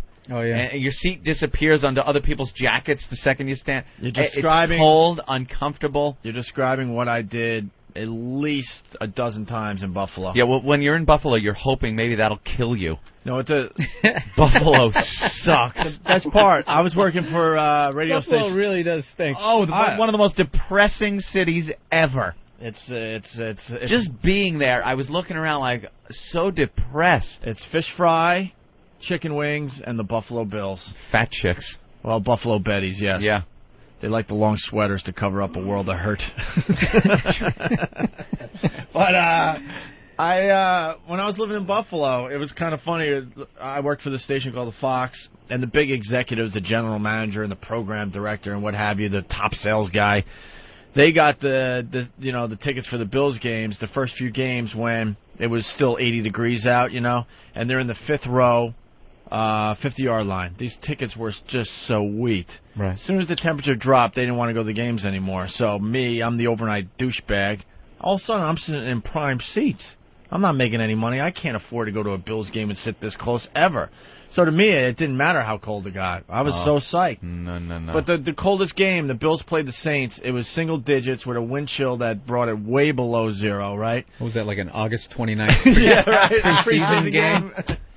And yeah, awful. And it had some of that dumb sleet, ice, snowstorms during the week, and they could not thaw out the stadium for the game and get rid of the ice that built up.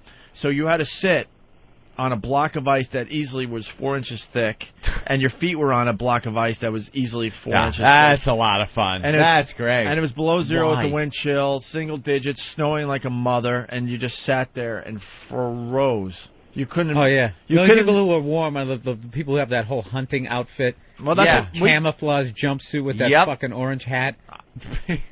You were like twice as big with all the layers you had on, and we sat there and watched the game. It and is got not hammered. comfortable to sit there in those seats bundled up like that. And obviously you have to because you'd freeze to death. You would die in that kind of But cold. yeah, I mean, we were younger too. You know, when you're younger. No, even then, didn't care. Really? When you're younger, you could deal with a lot of that stuff. I a like lot going to easier, a too. good old baseball game. There you are in your T-shirt, sitting in the seat, sun's shining, nice and warm. That's what you want. Not in the middle of the winter, sitting outside. Would you do anything out in that kind of cold? Anything else where you would sit for hours on end in the freezing cold? Well, skiing. Skiing. Yeah. I would ski with single digits and stuff. How long does your average football game last? Yeah, but you're moving when About you ski. 40 minutes, maybe. I mean, total, right? What are you there for? 4 hours sitting in that cold? 3. Tops 3. You wouldn't sit and watch strippers if the seats were that cold. If you were sitting there in that freezing weather. You're going to sit and watch a goddamn football game you could watch in the comfort of your own home. You just don't get Not being into a fanatic. it. No. Have you ever been a fanatic as far as a sports team goes? I love going to Yankee playoff games. That's it. That's where you'll get me. Do you paint your face But- so you'll get on TV? Of course. Look at this character. Here's a happy fan. All right. So, Jim, what happened?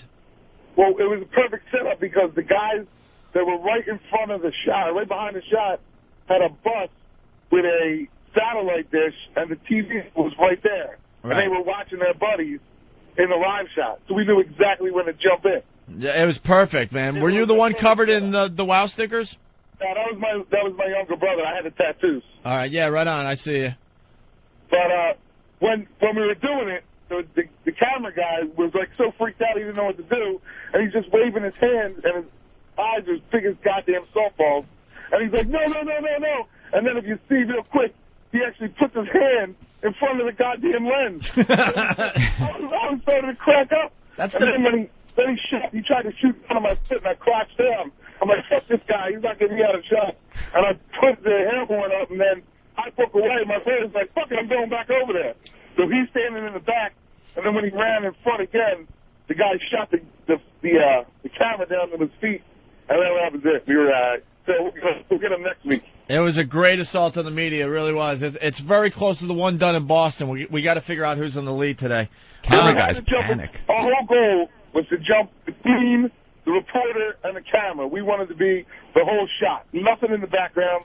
We wanted to be the focus of the shot. This could be a new trend. People finally, stepping in front of the reporter. In front of the reporter, more exposure. Absolutely. I noticed these guys follow trends. I'm noticing the air horn is really starting to play into these things a lot more. Yeah. You guys are on a road to ruin here. Everyone's got to keep then he's punching the reporter. No, it's all putting about a chloroform rag over the cameraman. We've made it perfectly clear that the reporter should not be touched. Perfectly clear. Nick, what's going on? Well, that was my brother, so Yeah. he pretty much told. Yeah, I'm still on, Fatty. What? I knew it would get better with both of them on. I knew it. Well, come on. Shut the hell up, Jim. You're an idiot. Call him a fatty. So now we're going to do that one thing. See? Look at this horrid radio. These two, they're just yapping over each other. All right, let's try Nick. Nick, you were the one that had the WOW stickers all over your body during the assault on the media in Philly. Yeah, I was the guy that had the Shut up. Screw Bill Burr, your HBO special was awesome. I can't get a goddamn world in. Punch it out. All right, there they go. Thanks, guys. Greatly appreciate it. There goes Nick and Jim from Philly. They had a fine assault on the media. Just because they can do an assault on the media doesn't mean they know how to speak on the radio properly. All right, Mark in L.A. What's up, Mark? Hey, guys. Listening to Sirius the other night, got both of them going. And Cousin Christy had a live feed going from Little Italy. And at one point, he was interviewing a lady, and some listener broke through and screamed, "Opie and Anthony, XM Satellite Rock." That was pretty funny.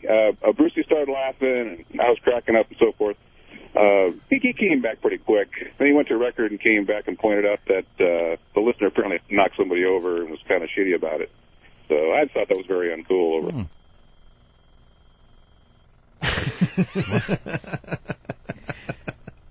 All right, thanks for that. Maybe we'll get audio of that as well. Yeah.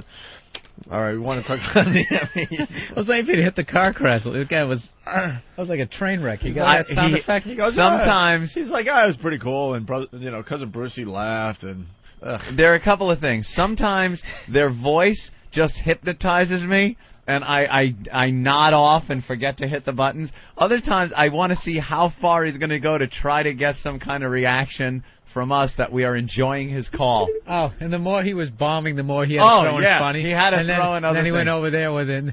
That was mildly amusing. And then he walked around the corner. That was kind of funny. And there was a moment where his story ended, and everyone knew it. It was at the point where he talked about the guy saying what he said in front of Brucey. Story over. He didn't get a reaction. It's like, cousin Brucey laughed, and then I got a kick out of it. That was amusing. And then the guy went around and now it's all him trying his best to bail himself out. That's one of those stories. When you end it, you jump immediately into your next subject, and then the whole thing was pretty funny. Gee, it's been hot out lately, hasn't it? You're just trying to save yourself. Well, this guy's got something for the show. Chuck in Jersey. Yeah, how's it going, guys? Hey, Chuck. Not everybody at those football games is bundled up. There's always those two idiots there who got their bellies painted the color of the team. Yeah. How about the guys that do that when it's like 20 degrees out, too, and then the announcers go, "Wow, those guys are crazy," because they don't have a shirt on or coats or anything. Exactly, yeah.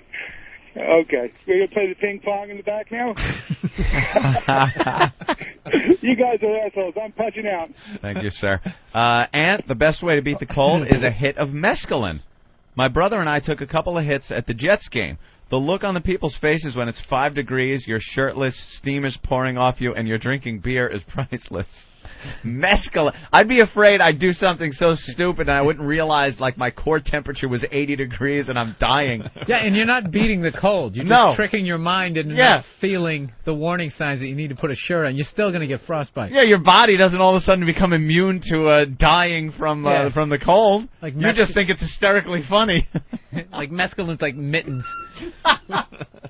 Mescaline is great, and I could say that would probably be really funny looking at cold people when you're doing mescaline, because everything's hysterically funny on mescaline, and just looking at people's distorted cold faces, you'd probably laugh your ass off. Maybe the laughter would keep you warm.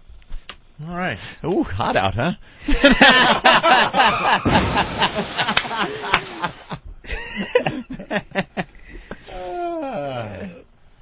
All right, why don't we go back to Emmy talk? I was going to say, I think that this topic, you just bomb on it. There's no way. It's no way to keep yourself safe in this topic. I want out. Bill's back in studio. Do we want Bill? Yeah, we got to talk to him for a second. Cause all right. You really... Hi, Bill.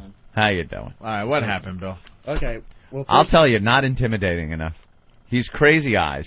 He looks like a lunatic, but you're not a big enough guy. Yeah. Dan's tall, you know. He's intimidating a little bit. I'll put this here. Okay. But you kind of look like someone who I can easily take your sign away from. Well, here's the thing. I went down there, and there's cops on at least 3 of the corners of the blocks. About 200 cops, I would say, in 2-block radius. Yeah. 200 cops? 200 cops? The UN is right. The UN thing's the UN is over there, right. So I started hanging around, because it's on the corner of the building. You got diagrams? Yes. Is that a diagram you have? Now, the yellow is the cops, and my route was the pink, and the blue's the thugs for... You've color-coded a chart. Yeah. Well, I'm proving that what I did was the best possible thing I could have done. Yeah, because the drawing proves it. It does. Hey, I'm with Bill. Now, the motorcade turned... Where? Yeah, where's the grassy I was originally here, and I called Danny. He's like, yo, call me when you think something's going on. So I went over here to... But you got to show everybody the diagram. The north part of 42nd. Is there a north, south, east, west on that diagram? Yeah. Right, and? There you go. Okay, let me see. North, south. Okay, Yeah, north that's is that definitely way. north. Now, when I was over... and that's 42nd and 2nd. Wait, no, Clear, this I is mean, you north. can see the... Oh, no. Now north is south. What's that? Now we Bill? got a problem. You just turned it upside Yeah, down. this is so- north. Yeah, you better... there it is. There you go. So Yeah, north because is that now... Starbucks right there is Yeah, where that's on the it's- north east it's on the corner. north side. So I was All on the right. north side. This is the only part that weren't cops until they parked next to me and moved this way. So that's north. Yeah, and then I was up Okay. here, and then one day... What represents the cops? That circle? The 'Cause yellow. I see yellow. All the yellow. Oh, Now- all the yellow is cops. Yeah, Yes. now... Why didn't you go with blue? I mean, Because you police officers. That really Blues would've- for the fucking wops that were over here. That should have with been their red. fucking short haircuts and their stupid fucking clothes. About the Armani Exchange. Scumbags. Now listen, here's the... Wow, Jesus. Listen. Jeez, a lot of, That was just an Listen to assault me, on the media. Let's jerky. calm down. I just feel like a dick, because fucking... over here's the goddamn Mexicans. Brown. Taking all the fucking jobs. Yeah, they had So I'm standing Mexicans here. in the stand selling me Poland Spring while I'm waiting. Uh-huh. And I went down, and because Danny's like, oh, they went live, but they weren't going where I was looking at, the chair where the guy was sitting. Is that south? And I was when gonna, you're going down? Yeah, I Okay. went south, and I was going to go behind the chair and get him, but I didn't realize there was a second table, which they must have went live to a few times, because I totally couldn't see it from this part. Uh-huh. So I went down, Danny said, I stood here for about 2 minutes, and then Danny's like, they go live. With the wops, right? Yeah, wops, Jews, all those people. And then the garbage bag, because I couldn't rip it out with one hand, I had to Where were the hang my Polish phone up. people in that diagram? Were they anywhere? Over I think here. they were on the east side, right? Yeah, on the docks. Yeah. Yeah. Yeah, on the docks. Right, they're working the docks. So you couldn't pull the sign out of the bag quickly. Well, not with two. I needed two hands. That's why the phone must have got hung up. Oh, that's right. Danny said you're live. Now, what you're supposed to do is hold onto the phone so he can direct you. But you had to get rid of the phone so you could pull the sign out of the bag. Yeah. Then I jumped over the caution tape, and I ran behind with the sign as best I could. Uh-huh. Behind the actual caution tape, and then that's when the goons started getting me. Then I went. What did the Puerto Ricans do at that point? Oh, they pulled out their box cutters and chased me on the road. The goons, you mean the Dagos and the Jews? Yeah. And they then came after you. So then I ran, and then he's like, they're live again. So I ran around that black woman who followed me. Uh-huh. I ran all the way around back into the thing again with the sign. That's when the guy grabbed my right hand and he pulled it out. What was the guy, Italian? Yes. Yeah. And he pulled the sign out of your hand. Yeah. And what was the colored lady doing at this point? This is when the colored lady in pink started following me for a few blocks. Ah, she followed you. Yeah. Hmm. Wow. And what did they do with your sign? You didn't see? Nah, the guy grabbed it and said, fuck off, and he took it behind the caution tape, and they must have threw it out inside the Channel 11 building. It's kind of edgy for Channel 11, huh? Yeah, fuck off. Fuck off. That's strong Wow. language. Let's say hi to Bill the Cop. Bill? Hello, gentlemen. Hey, Bill the Cop. How are you? Pretty good. How about you boys? All right. We were told, I was working down at the UN, and we were told anybody that fucks with the media, just grab them and lock them up. What's the charge, sir? It's going to be like disorderly conduct and then other shit with fucking media. That's a little too technical for us. Other shit. Other shit with the fucking media. Yeah, fucking with the media in the first degree. Yeah. Huh? I saw a bunch of people with O&A signs, and like people were like, "Oh, go get them." I was like, "Fuck you! I love those guys." Wow. I once pled other shit down to mayhem. Simple charge. Other shit. Thanks, Bill. That's a cop describing a charge. Oh, Christ. All right, well. They had everything there, even the auxiliary police. They had the guys. Really? Well, those guys are scary, you know. Those are the ones The you gotta traffic watch out guys. for. But they had the real police officers right here. About The auxiliary are the approximately ones you got to 30. worry about because they're not good enough to be real police officers, so they got something going on in their head. They Trust think if me. they make a good collar, they might make the Yeah. force. Yeah. They can do something stupid. So I'm sorry, That's I'm something to annoyed with prove, myself is what you're about saying. this. Right. Yeah. Well, Bill had proof that he did everything he could, but it just was The still diagram was diagrams. pretty, it was pretty convincing. it was still a failed assault on the media. If it was cool, I would have actually ran into it and started like cursing or something. But I didn't want to like push it too far. I didn't want to get anybody in Yeah, trouble. don't push it too far. Just get a split second of the thing on camera. I'm sorry. So what happened when... Yeah, baby steps. That's good. Yeah. I would have just started dropping the C word and ran into like right in front of the donkey and the Mexican guy with the thing. What's the donkey? Eddie They Murphy? got the Colombian guy next to the table, which was the second place they were shooting on the one corner. That's what I didn't see. Why'd the you first call him a few times. donkey? No, he's with the donkey. It's the Valdez. Juan Valdez, the coffee guy? They actually got something like that there. I like I how don't he'll know. say every slur to every race, but he won't say cunt. And he's like the C Right, word. the C word. I don't want to offend anybody. I mean, on the live show, Yeah. I don't care. I'll go do it tell me to do something, I'll go do it. I don't care. We love you. We like told that. you to do You're something. Quite a soldier. And, but he's got diagrams, and until he brought that out, though, I was. I see it his way now. Yeah, it's very I'm in obvious. his corner now that he's been so concise with the yellow and the brown and the blue red and and the the blue, pink. and the arrows, the corners, the streets, the directions. No time code on that. Little McGraw-Hill logo in the corner. Bill, where on that map did you drop the sign and leave it on the floor for about 20 seconds? What? When you dropped the sign, when you walked right into the shot, dropped the sign. Because I had to pull it out of the bag. That's why I had to hang up the phone. You saw that in the shot? Him dropping the sign and pulling it out of the bag? That's why I had to take the. That's why I had to hang up the cell phone. This could be very funny then on tape. I want to see this. You see the sign in the garbage bag. It's just right on the left-hand side of the screen. You just see it comes out of nowhere. It just flies into the shot and just lands on the floor. Oh no, that's the garbage bag though. I left the garbage bag and wandered throughout the scene like a tumbleweed. I could swear that you went back I and threw forth. the garbage bag into the scene. It actually got caught by the wind and probably tumbled through it. This could be a new contest: failed assault in the media. Winner. A blooper tape. Yeah, a gag reel. All right, well, it was his first attempt. I think Yeah. he did a good job. First He's got diagrams attempt. and stuff. I'm just happy I got on. Yeah, very good. I'm pretty Yeah. annoyed that I. Next one, I see you doing much better now that you got one under your belt. Yeah, definitely. Definitely. Thank you guys. Okay. All right, very good. There goes Bill the intern. He's doing a great job. Taking his diagram with him. Oh, in the garbage. Wow. Oh, he's been acquitted. Well, you might want to throw that online. I think people want to see your plan. Auction it off. Yeah, well, let's just throw it on opieandanthony.com. The diagram of the assault on the media gone wrong. His diagram. Let me talk after this. All right, we're back with the Opie and Anthony program.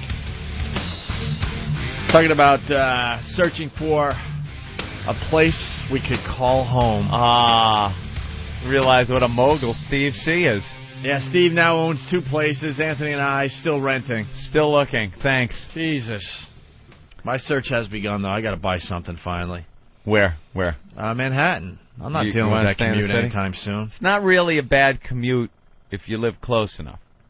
Like, well, the city would be very close, but I mean, like Great Neck, where I am, it's 20 minutes in the morning, which is fine.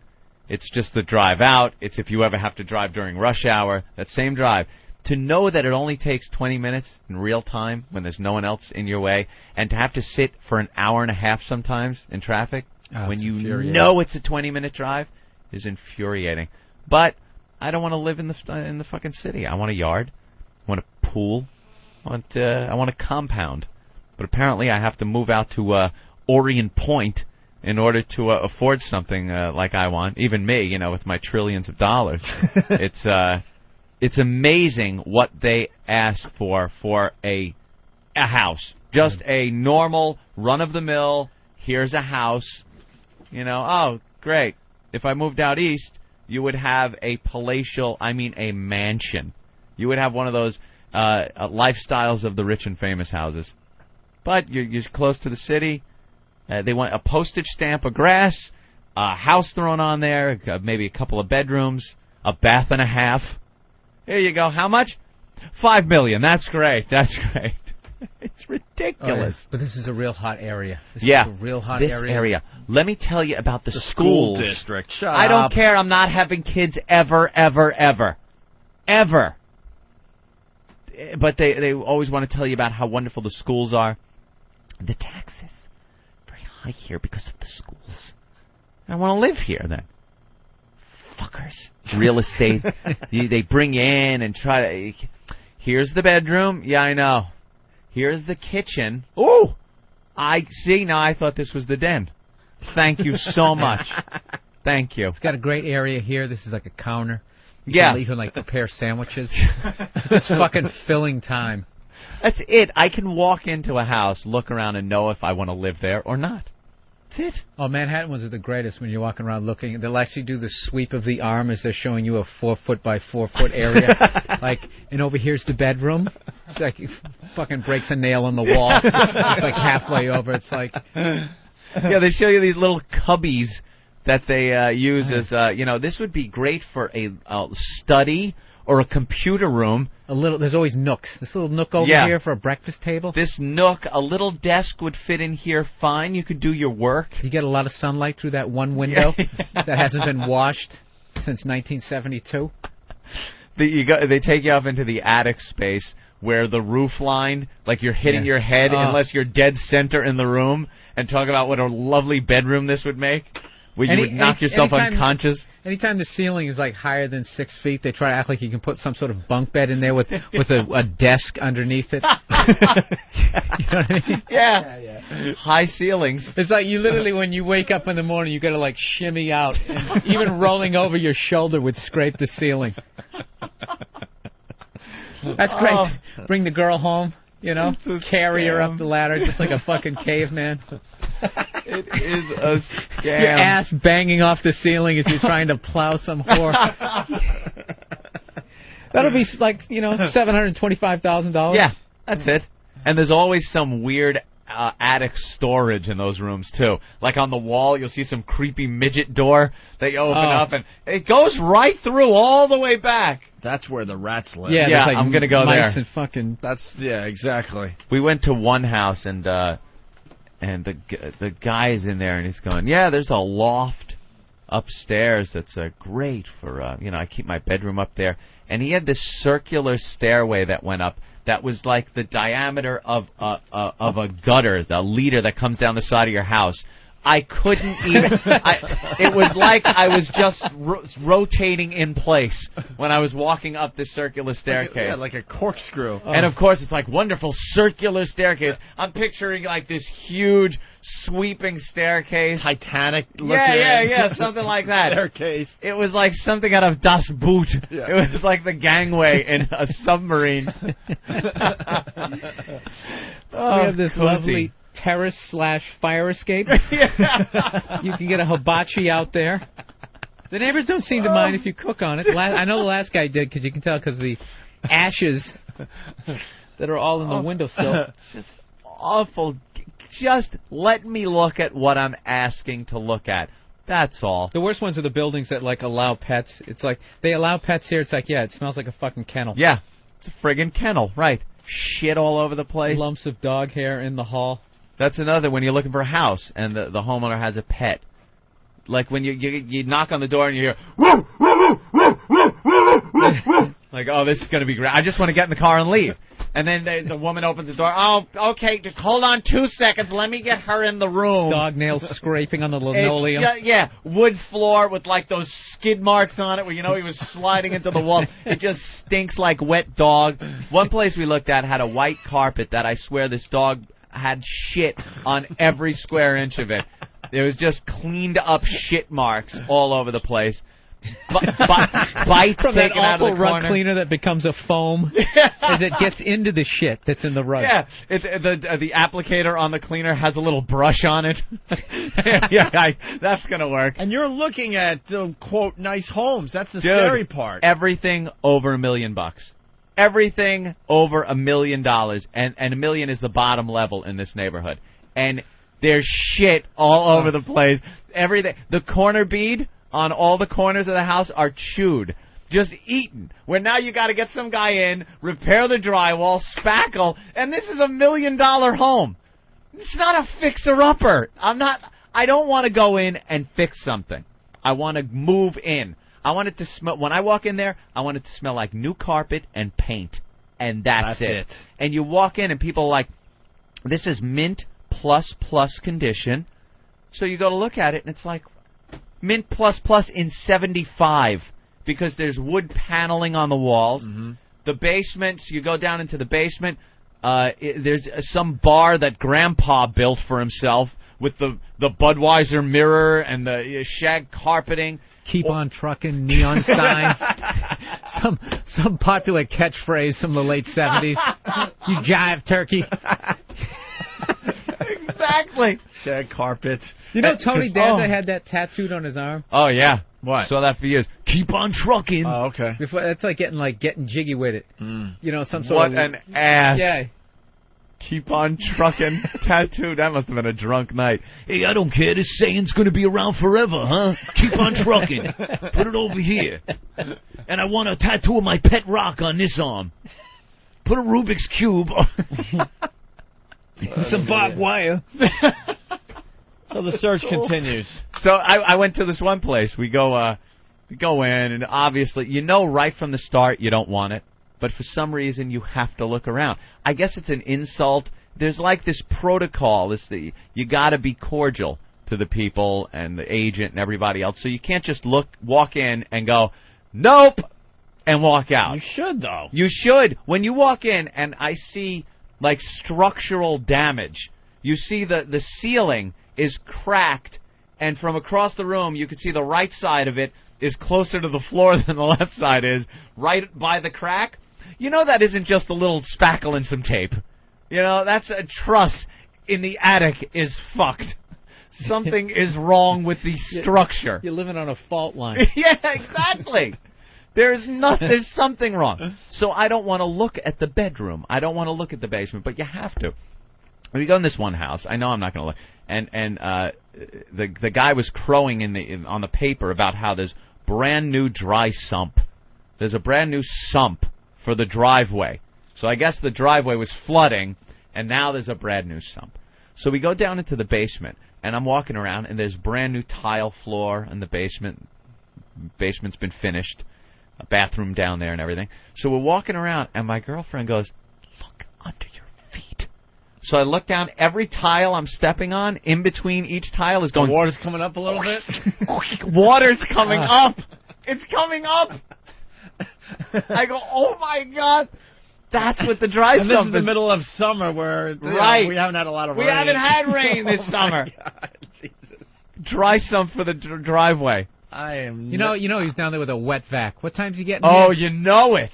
And that's why it was brand new tile floor. They had to rip everything up. They put in this dry sump, hoping that that's going to solve the problem. Put down new tile when the floor was still just soaked. See, I'm not looking forward to this. This is day one today. Dude, I'm going on. Day one. I started looking in spring. And I've gotten close a couple of times where it was like one house was really nice. You walk in, the ceilings were like friggin' 18 feet high, skylights. You could open the front door, double doors, and look straight through this real grand hallway to this huge arched picture window that looked right into the backyard. And then there were like two wings off to the sides with the living quarters and the bedrooms and everything. Beautiful. We go down to the basement. It was like a hatched door to go down into this basement where all the other stuff, and there was only room for the washer and dryer and everything else down there. So now I'm talking, they go, well, a staircase can be put in here. The homeowner is standing in the middle of the living room saying we can cut a hole in the living room floor to put stairs to the bed. I'm like, so goddamn Screw that, close. because that's where the ghosts live. Right. Won't the banister get in the way of me watching TV? Yeah, excuse me. It's a living room. It's a living room. I'm not going to be cutting holes for the... And then another problem with that house was there was a two-car garage that was detached. And the whole point of having a garage is that I don't want to see the winter. I want to go from my warm house to my warm vehicle. How to not see the winter. Now, that's it. I don't do it. The only time he's going to be outside is the 10 feet from his car to the front door. To the front door of this building when someone else drives my car to the garage. Is it. That's the only time he'll ever see winter. My car is toasty in my heated garage now, and I walk in because I went through too many years of hopping in, leaning forward because for some reason that makes you warmer, grabbing a steering wheel that looks like it feels like an ice carving, and trying to drive. You can see your breath. Oh, the inside of your windshield is frozen. The defroster doesn't work. And we're all lazy, so we only defrost, an inch before we take off for our ride into work. And my pinky and ring finger are like numb on the steering wheel because the blood is just not flowing because it's so fucking cold. Your body's going, no, it's reserved for your core organs. Your fingers can suffer. I'm freezing. Now, it's great. It's like 76 degrees on the coldest winter day. I go in and I pull out. And by the time I'm driving down the street, I look at the outside temperature on the rearview mirror of my car. It's like 15 degrees for me. Woo, the heat's a blaring. That's what I like. I hate the cold. That's what I'm looking for. Attached garage. As some of the realtors, it's a two-car garage. Listen to this silly. You walk in and you could not fit one car in this thing. listen to this silly goose in Denver. Go ahead, Richard. Hey, yeah, listen, my brother's really, really picky, just like you guys. He knows what he wants. He can afford it, so he bought himself a little patch of land down in Phoenix, build his house as he wanted it. But you guys sound like you need to build a house. Yeah, you know something? I would want to do that. That's true. But there's no land available. Where I want to live, it's not exactly a little house on the prairie out there. It's it's the North Shore. I want to live North Shore, Nassau County. That's where I want to live. It's all taken up with ancient houses that people know they can get top dollar for a house that was built in the fucking 50s, not even remodeled. They get top dollar. So what I would have to do now is buy a shit house for about $2 million and knock it down, and then build another house. Yeah, I can't do that. Richard, it's a lot easier in Denver. There's a lot more land available. I've been out to Colorado, and I've been into like Grand Junction, Colorado, and I have looked at. No, I know, but I have looked at houses out there. I would be able to buy Grand Junction. The entire city of Grand Junction could be mine if I wanted to live there. You get a mountain in your backyard. That's it. They'd call it Anthony Junction. I'd change the name Anthony Junction. I would just call it Ants Junk. Places in Arizona, Ants Junk. Places in Arizona, there are places where you would be the king. I would have whole Indians praying to me as their god, making gold idols of me. That would be me. There you go. All right, Richard, thank you. But in New York, buy $1 million piece of shit and knock it down. That's what I get. Yeah. For those who don't live here, it's like if you ever watch the end credits to Archie Bunker. Yeah. Those houses. Those houses. That's what it is. Those houses. $8 million. Where there are two houses that are actually connected. Yeah. They have two front doors, and people decide to put separate siding on them, so it looks like some schizo house. You can literally look across like your little pathetic chain link fence and see the top of the head of your neighbors. He's squatting, taking a shit. Your eyes meet as you're washing a plate. Have you ever seen? Don't you think the neighbors could get together and decide on one color or one type of aluminum siding? Have you seen the ones? These are two houses, but they're connected. They look like one big house, but they're actually two separate houses. The front doors are separate. They're kind of right next to each other. And the whole street is those type of houses. And they can't agree. Like, one will paint his house blue, and the other paints it red. It looks ridiculous. They can't get along and just go, dude, look, I'll foot for the paint. One color. Schizo house. Tommy in Brooklyn, why do you need an attached garage? You explained that already. I did. I want warmth. Ian in Jersey. Yo, what's up, boys? Hey. I'm looking for a house in Jersey. I'd love to tell you it's a lot better on our side of the river, but it sucks over here, too. I was in a house over the weekend that they had, air quoted, converted their garage to a bedroom. Yeah. I walk in there, no shit. They had laid down AstroTurf, unplugged the garage door opener, and they had all their kids' toys on the weird garage shelves. So they were trying to scam like they had an extra room? Yeah, but, dude, you had to see it. You walk in, and they had put, like, this AstroTurf carpet down, and their kid's bed was all the way up against this garage door that was still there, and you look up, and you see the electric garage door opener that's just unplugged from the little ceiling. They had their kids sleeping in the garage? I shit you not, Ant. That's like entrapment for like a sexual predator. It was hysterical. It was hysterical, and they had those weird metal bracket garage shelves you put the motor oil on. You look over, and there's like Barbie dolls sitting on these garage shelves. That is so weird. Call the authorities. All right, Ian. Thank you. Let's go to Grand Junction. Eric. Hey, how you doing? All right, Eric. I just want to tell the guy in Denver that they suck cock. Okay. You couldn't buy Grand Junction. There's many multi-million-dollar homes here. Yeah, but they're so gigantic, sir. That's the point I was getting at. I don't think I was actually putting in a bid for Grand Junction here on our show. I think it was exaggerated humor. I know. I've played golf at one of the golf courses up there, the really nice one. I can't remember the name of it. It's in Redlands. Yeah, Redlands. And like a little small Aspen. And the houses over there were amazing, and they were under $1 million. You should get a summer home out here. Yeah, I love your summers. 120 degrees. It's wonderful. Mild. We only have 100 for about 2 weeks. Yeah, dude, I went out to Grand Junction when it was 100 for something like 10 days in a row. It was over 100 degrees. And the winters, even better. I flew into Grand Junction once, and it was like I stepped off the plane into a freezer. Not just like cold, freezing cold, but the moisture in the air was suspended frost. You couldn't see across the street. It was frozen fog. I've never seen anything like this in my life. There is a valley, so the weather, it was so weird. It was 20 degrees colder in Grand Junction than anywhere around it, and it was freezing everywhere around it. So driving, your defrosters never worked. It was constantly frozen. I had never experienced cold like that in my life.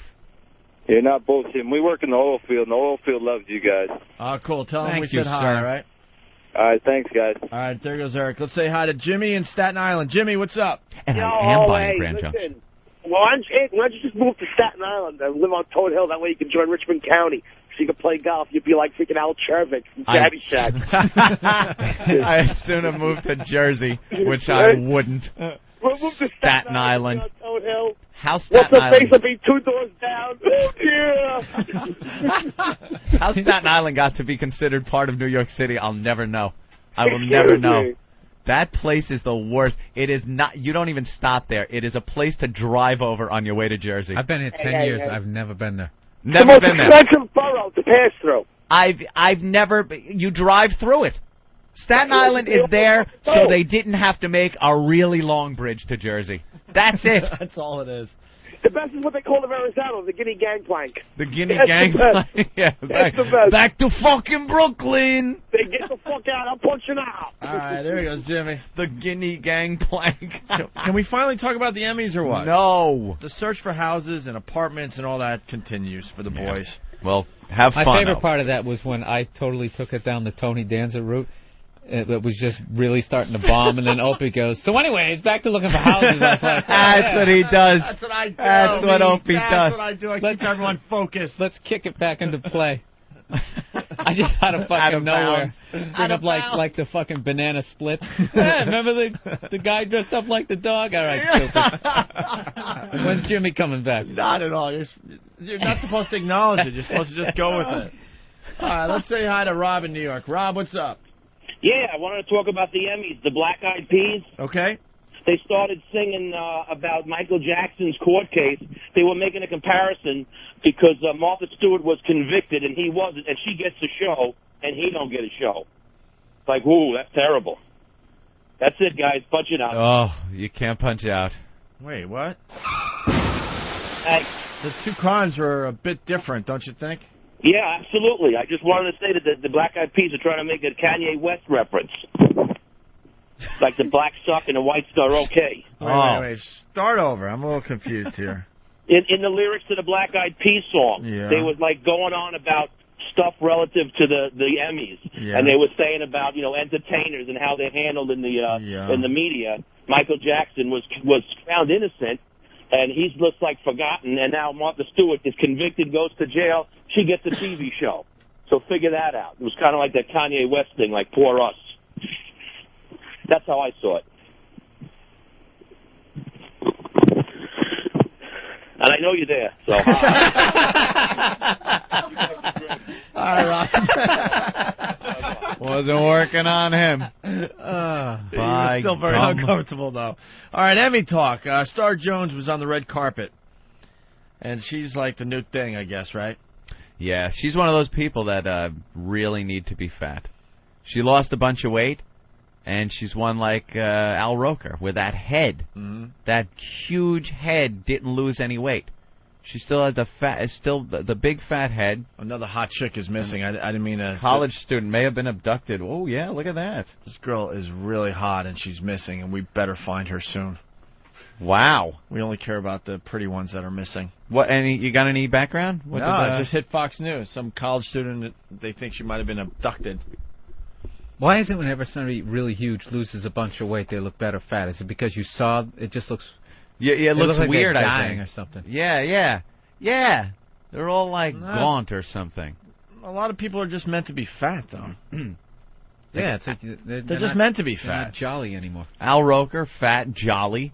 Now he just looks a little strange. He looks scary. Big California raisin head on that little little body. Well, his head's strong. Awful. But the point you're going to make, Star Jones still has the big Yeah, fat big head. fat head with the watery eyes, the basset hound eyes she's got. Yuck. She was doing the red carpet. Yes, I'm sorry. My stomach is starting to gurgle. Oh, no. Round 2 might be happening very soon. Oh, dear. Are you going to go to the same toilet, or are you just going to Yeah, make why it a not? complete nightmare for the guy who cleans it? Yeah. Give him 2 stalls. Make him really wonder, did he get up during and go over and can't figure this out? I took my mom to dinner last night in Huntington, and I had some kind of fish that was described as sea bass meets swordfish. You ate chum. And it was you know Some how most kind of you know how most malata. most fish kind of flakes off nice when you're eating it. This Yeah. thing was very chewy. I don't Chewy know. fish, never good. I don't know if fish is supposed to be chewy. Never. It's like octopus. Yeah. I don't know, but Squid. Scungeel.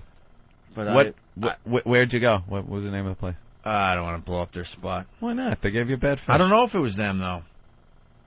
I don't know if it was them. I've never heard. Yeah, you Go ate home for chewy fish. What is it? I don't know. Yeah, you're home for a hybrid. Yeah, hybrid Man-made fish. Hey, we made a salmon. Fuck a halibut. Right. Well, they're doing it with the dogs. They might as well start it with the fish. Genetic lab in the back. Anyone else notice what's going on with the Mutating dogs? fish. Anyone else notice What? what's going on with it? You don't get out of your house, Aunt, so you don't know what's going on with the dogs. God, I stay away. I saw a fucked up one Anything outside. yesterday in the village. They're It was like the size of a German shepherd. The body and the legs were like a little dachshund. Are you kidding? Are they And doing that kind of they're cruel stuff? fucking with the dogs big time. They're creating all sorts of new breeds and stuff. Wow. Have you seen, what are they called? Doodles? They're part poodle and part Labrador or something? Why would it be a Labrador? I don't know. Someone explain what a It doodle would is. be a Loodle or I a know. Labradoodle. Well, maybe then I got the other dog Magnadoodle? wrong. But Lab- they're starting to fuck with the dogs big time. And some of these things walking around on. It's like a doodle. It's half shepherd. What's Yeah, a, what doesn't half make sense? all right, we'll bulldog. get the answer. Someone tell me what a doodle is. Here it is, doodle dog. They call it a zippy. Dachshund and a poodle? There you It's go. not a dachshund. What That's is a- it, Eric? Whatever they cross it with, it has doodle at the end. My brother's got a golden doodle. There's labradoodles. There's a whole bunch of these. different things. Labradoodle?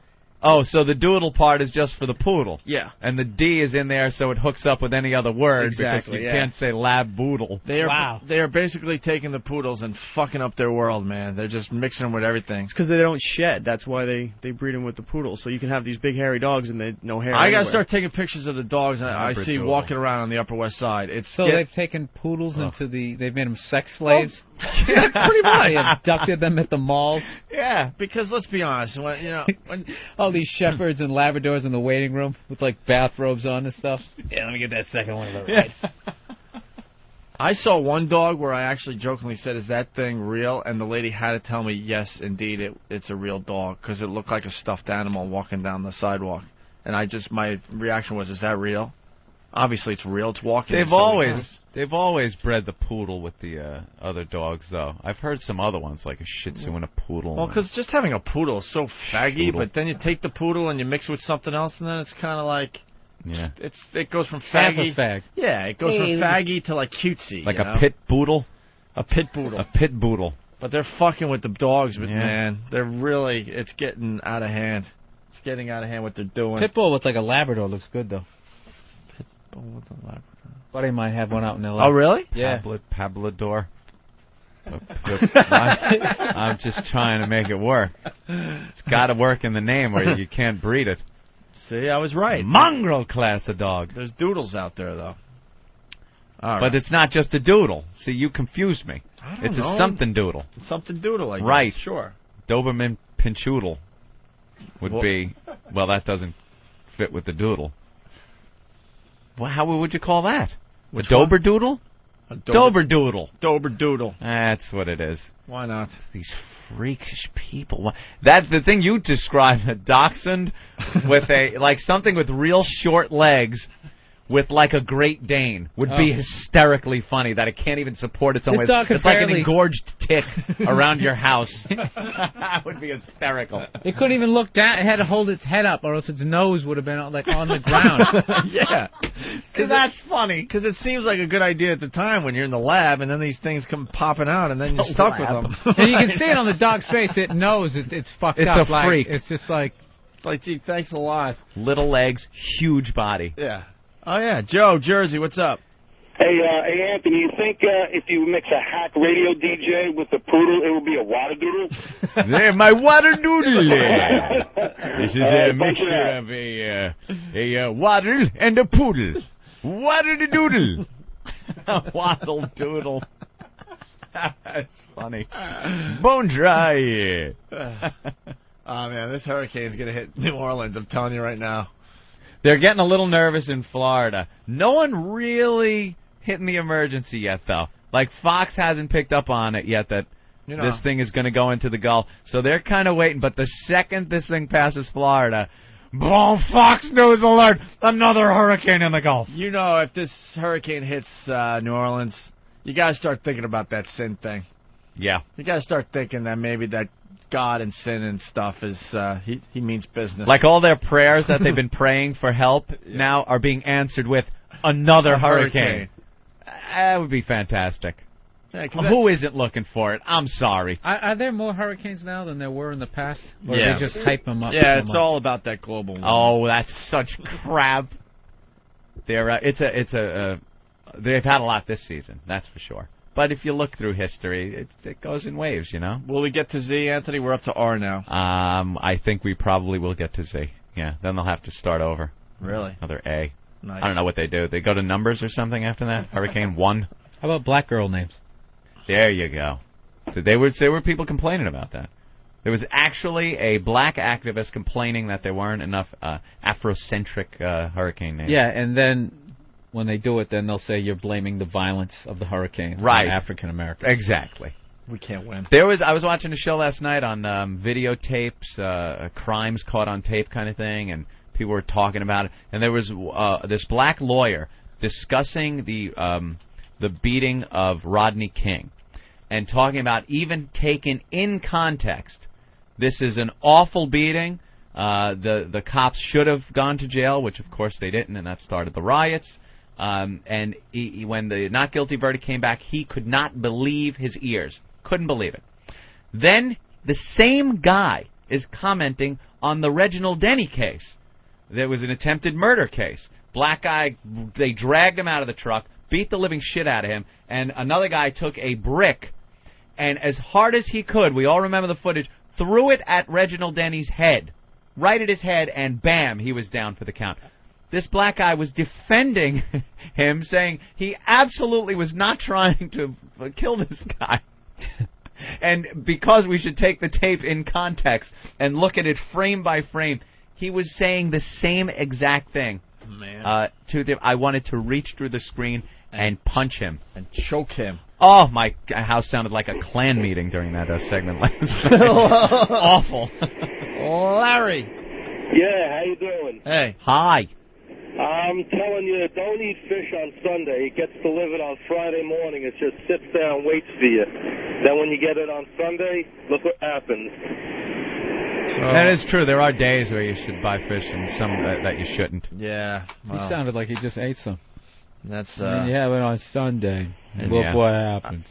I made a mistake once of ordering a swordfish when I was in Grand Junction, Colorado. Once. See, that's just dumb. And I didn't realize I'm from New York. I realized, when I had gotten it and it got placed in front of me and looked a little off, I realized I don't see many people reeling in that big swordfish in Colorado. There's not many big swordfish in Colorado. You know that we tried to search out a sushi restaurant when we went to the Grand Canyon? Another thing you should probably just not do. Although you can probably get things like salmon, though, where there's rivers and lakes. But swordfish, probably not going to be pulling in the big swordfish that far inland. And then you know that they're just getting these things and putting them on planes with your baggage and whatnot and flying them in. But Not as fresh as when you live on the Some coast. of the best sushi I ever got. This girl took me to a place, and I was in the middle of Kansas. Kansas? I'm eating it like this stuff is unbelievable. Really? Yeah. She was Asian, though. She knew where to go. I bet You you knew they where to just- go for it? They probably just fly it in fresh. How many That's gotta times be have a you heard that? fast plane. They fly it in fresh every day. Jesus Christ. Hey, Eric in Staten Island. Hey, what's up, guys? I just want to let you know that poodle thing you saw, it's called a Labradoodle, and the other hybrid that's out there now is they're mixing a pug and a beagle, and they're calling it a puggle. A pug and a beetle is a puggle. We got pictures of puggles on the website. Oh my right now. God! It could be the cutest thing I've ever seen in my life. That's what they're trying to do. They're trying to make dogs into stuffed animals now. That has passed any level on the adorable meter. Look, scroll down. Oh, stop it! I'm melting. And his name is Stitch. Here's Stitch. Stitch is adorable. At 12 weeks. There's old Stitch. And there's Harley. What are they called? Puggle. Puggles. Oh, look at Dakota. I must say they are adorable. All right. Thank you, sir. You got it. Let's go to Kevin in New Jersey. Kevin. Hey, boys, what's going on? Hey. Hey, my dad has a faggot dog.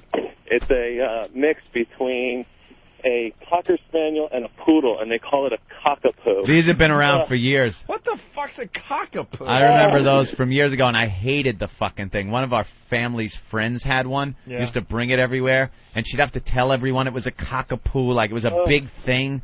Like everyone had to know, and it the just name had the can't worst get any disposition. Oh, Yeah. the name is the worst for a dog. Cock and poo in there. Yeah, Cockapoo. there's cock, poo, and just a little A, hoping to make the whole thing better. Tying it All right, together. boys. See ya. Doesn't work. I'd love to see the fucking dogs that just they came out. Hey, let's breed this and this, and they're just like, oh, Just didn't work out. Never took off. Let's gas that one. Yeah, let's just. You think they're just gassing the failure? Yeah. They didn't just come up with a. What was it? A puggle? A puggle. They didn't just come up with a puggle the first time around. No, there had to be some. Yeah. How was work today, honey? I had a rough one. Like that thing that came out of the chamber in The Fly. They tried it the first couple of times. Lives for like 2 hours. Yeah. Flapping around. Lives for 2 hours horrifically. Just. Oh. That one's just called a holy shit. Dull. Let's go to Don. Don, what's up?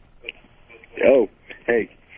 Hey, man, I just wanted to say, do you actually think that somewhere in a lab they are breeding poodles and Rottweilers, or do you think somewhere there's a Rottweiler out there that's fucking a poodle, or somewhere there's a poor Rottweiler that's got to look back at a poodle rail or at a Rottweiler railing it?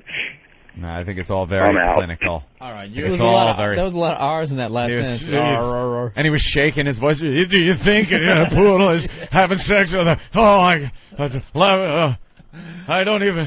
I would love to know. Punching out. I would love to know what goes on in some of these callers' minds. Yeah. They call up knowing they have a really good idea, but they didn't think it out before they called the program. He's all sweating. He pulls the phone away from his ear and just hears. Plus, this he's so show wet. is like the white Apollo. It's like people are looking to boo you or just make you fucking bomb. You know what I mean? Yeah. The second it veers just a little into the comes the wrong lane, Sandman. it's just like, all right, we're not. See, the thought was great. Poodle Rottweilers. I thought he was going to say maybe there's a Rottweiler out there raping Yeah. other dogs Yeah, or something like right. that. That's where I thought. No, he didn't even go there. He was all Jesus, shaky. I'm glad he didn't. Yeah, that didn't work too well. Yeah, either. no, it didn't. Somehow there was enough noise in the room to I avoided a little bomb. And you had almost blamed it on him, even though he never said it. Did I? I thought he was going to say this lousy line. Yeah. So you guys should only have me in here 2 days, man. I'm telling you. No, you're doing fine. Stop. 2 day Billy. I don't know how Norton does this every I'm out. I have no good stories left. I'm fucking finished. I'm like making up shit. I dated a Samoan one time. I got nothing. I don't know what you guys want. You Now better have you some know our wacky lives. photos in front of me, or I got it. I'm done. Now you know our lives on a daily This basis. is what we do. We walk in here and have to make magic out of shit. Oh, it's horrendous. You guys It's sit called there a shitoodle just magic. mining comedy out of these two awful papers. Just like, anybody see the golfer No, that's who it. sat on the golf tee? Is there anything funny in that? Anybody got a clip of that? Bill, what was your weekend like? Anything horrific happen to you that can eat up 45 minutes? It's so true. We go through these two awful papers, just turning the page, hoping for that one story that's radio gold. Magic. And you're slowly going through the paper going, oh no, there's only 4 pages left, and we have nothing. You hope something in your dull life is interesting enough to elaborate on and bring to the radio. And meanwhile, you don't do anything. It's like, what has happened between... You know, you kind of like the weekends because it gives you an extra few days. But during the week, what happens between Tuesday when I leave here and Wednesday morning, that ungodly hour that I walk in, that is so thrilling, so exciting. I have to share it with 1 million people or so. That I really have to share, that they really want to hear You're it. like thumbing through the money section. Wow, this went into section 8. Actually, isn't it awful? You nailed it because some days you just fucking run out. Some days you just need one paper, the New York Post, you got 1 million stories, bam. All right, some days you need 2. You need the Post and the Daily News. Today, you just nailed it. Not only did I read the Post, the Daily News, the New York Times, I leafed through the USA Today and made it to the money section, hoping there was just some silly tidbit in there that in we the could Harrisburg Gazette. Right, that was next. Funny thing happened here in Harrisburg. I actually said today, hey, wow, it was in the money section, like, hey, the iPods are getting smaller. Yeah, hoping. We do that in the office, and you've probably noticed. Yeah. Like, someone will throw something out hoping it gets a response. Yeah. Yahoo stock down a point. No, then the other person always has to play along like this, and it's clearly in both your eyes that there's nothing there, but you still... Yeah. But you never know, so you gotta just throw it out there. It's Glad I didn't have any. It's the creative process that the listeners don't get to see. Oh, I actually said that today. Down. iPod's getting smaller. They're as small as... business cards now, and credit cards. You could lose it easily. Those bastards will keep making them smaller, and we'll have to keep buying new ones. What is next? An iPod the size of a postage stamp? All right, well, you know what? But this dog thing has little legs. Oh, legs! Little legs, and all I did was say, hey, what's going on with the dogs? I see a lot of different dogs. Right. And now we got all these calls coming in. Steve, what's up?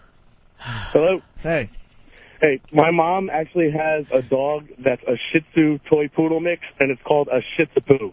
A Shih Tzu Poo? Shih Tzu Poo. No, it isn't. I swear to God, dude. I've had it. You go to the pet store and it says Shih Tzu Poo. Shih Tzu Poo? No, you gotta look. They don't sell them at pet stores. You gotta get them from a breeder. Mm-hmm. Wait, actually, Nathaniel has found some links to Shih Tzu Poos. I told you. stand corrected. Cockapoo. All right, thank you, sir. Yep, later. Huh. It's the A, Anthony. Bobby ties it all together. Ties it all together. The A saves the name. Bobby Big Rigger. What's going on here, guys? Hey. Didn't Jimmy once say he owned a cockapoo when he got done pulling out of that chick's ass? Dun dun dun.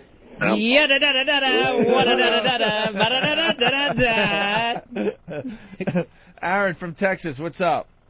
Hey, guys. Hey, you know why they're giving all these poodle studs all the action, right? Basically, poodles are non-hyperallergenic. They don't shed, and people that are allergic to dogs aren't allergic to these hybrids. So, but tell you what. When you hear that. So I'll tell you what. All right, what? Oh, no, I'm serious. No, my sister got with these golden doodles. That's one you guys haven't mentioned yet. It's a golden retriever, which is an awesome dog, and a fucking poodle. And she got that thing, and 2 days later, she almost went into cardiac arrest. That thing was so allergenic, it almost killed her. Oh, the allergies? I got that thing myself. Man, it's just a crock of though. So all the hybrids, just like Steve's car, it's not worth anything. Yeah, All hybrid dog. All right, we're just about ready for the end of this segment. Right. Sean on Long Island, go ahead. Yeah, fellas, I heard they're, oh, damn it. I heard they're breeding a bulldog and a Shih Tzu. They're going to name it a bullshit. All right. Oh, wow. I thought this... You know, Anthony's being really generous about not hitting the car. It reminds me of those war movies where all the troops are wanting to shoot. They're like, not yet. Steady. Steady. Hold your fire. Yeah, why aren't you hitting the car crash today? To be honest with you, I was really trying hard to come up with some wacky name to call a dog a shit dick, but I couldn't think of one. So I've been shirking my car crash responsibility, and yeah, all for a bad joke. Let's go to Joe in Nashville. Joe? Yeah, my sister's got what they call a double dabble dachshund. And half of them come out normal, the other half come out so deformed and fucked up they have to be put down. Yeah, that's a cute story. Thanks. You guys were talking about it. All right, well, we're looking for doubles. Trying to defend it. Hey, you guys are talking about it. It's not me. You brought it up. We We didn't ask you to call. Well, according to Google, there's no double dabble. What? Double dabble. Double dabble? Right. Yeah. The one that she's got lived, and she's adorable, but all her brothers and sisters are probably killed. Well, maybe we're spelling dabble wrong. Dabble. I know. Thank you, sir. Thank you. Eric in Michigan. Eric? Hey, yeah, I was just calling. You guys sound like the radio equivalent of Seinfeld. You're making a 10-minute segment about nothing, about how you don't have anything to do a show about. I'll give him one there. I had nothing to pay attention to there. Hey, so the Emmys, Star Jones, that's where we're Right, doing the red carpet, if I remember correctly. Carpet. Yeah, how did this get going? Yes. Where she lost a lot of weight, but she still has the big head, and we all noticed and laughed. Yeah. And she has big bug eyes and stuff. Yes. And that's all I have on that. All right. That's our Emmy talk today. Yeah. No, she was out there talking to the stars. She's got some big, what they call dachshund eyes. Are they dachshunds with the big eyes? She's got puggle eyes. Basset hound eyes, I think. Puggle yeah. eyes. They call her a basser. All right. Look, Jimmy isn't here, and he'd have said it. All right, let's see. You know what? Oh God. Nobody watched it. No, nobody in this room watched it. Yet Emmys? we're going to comment on it like professionals. Of course we will. You watch what we come up with. But the phones are still lit, so let's go to Brent here. I feel like we're doing a telethon. Like 24 hours on radio. Come on, keep those donations coming in. Let's go to the tote. All right, Brent. This will determine if we continue with the dog thing or move on to the Emmy thing. Go ahead, Brent. All right, what's happening, boys? Opie, keep the finger on the car crash for me. All right, you're going to take a pit bull, a pug, a Doberman, and Al Roker, and it's going to be called a Pat Battle.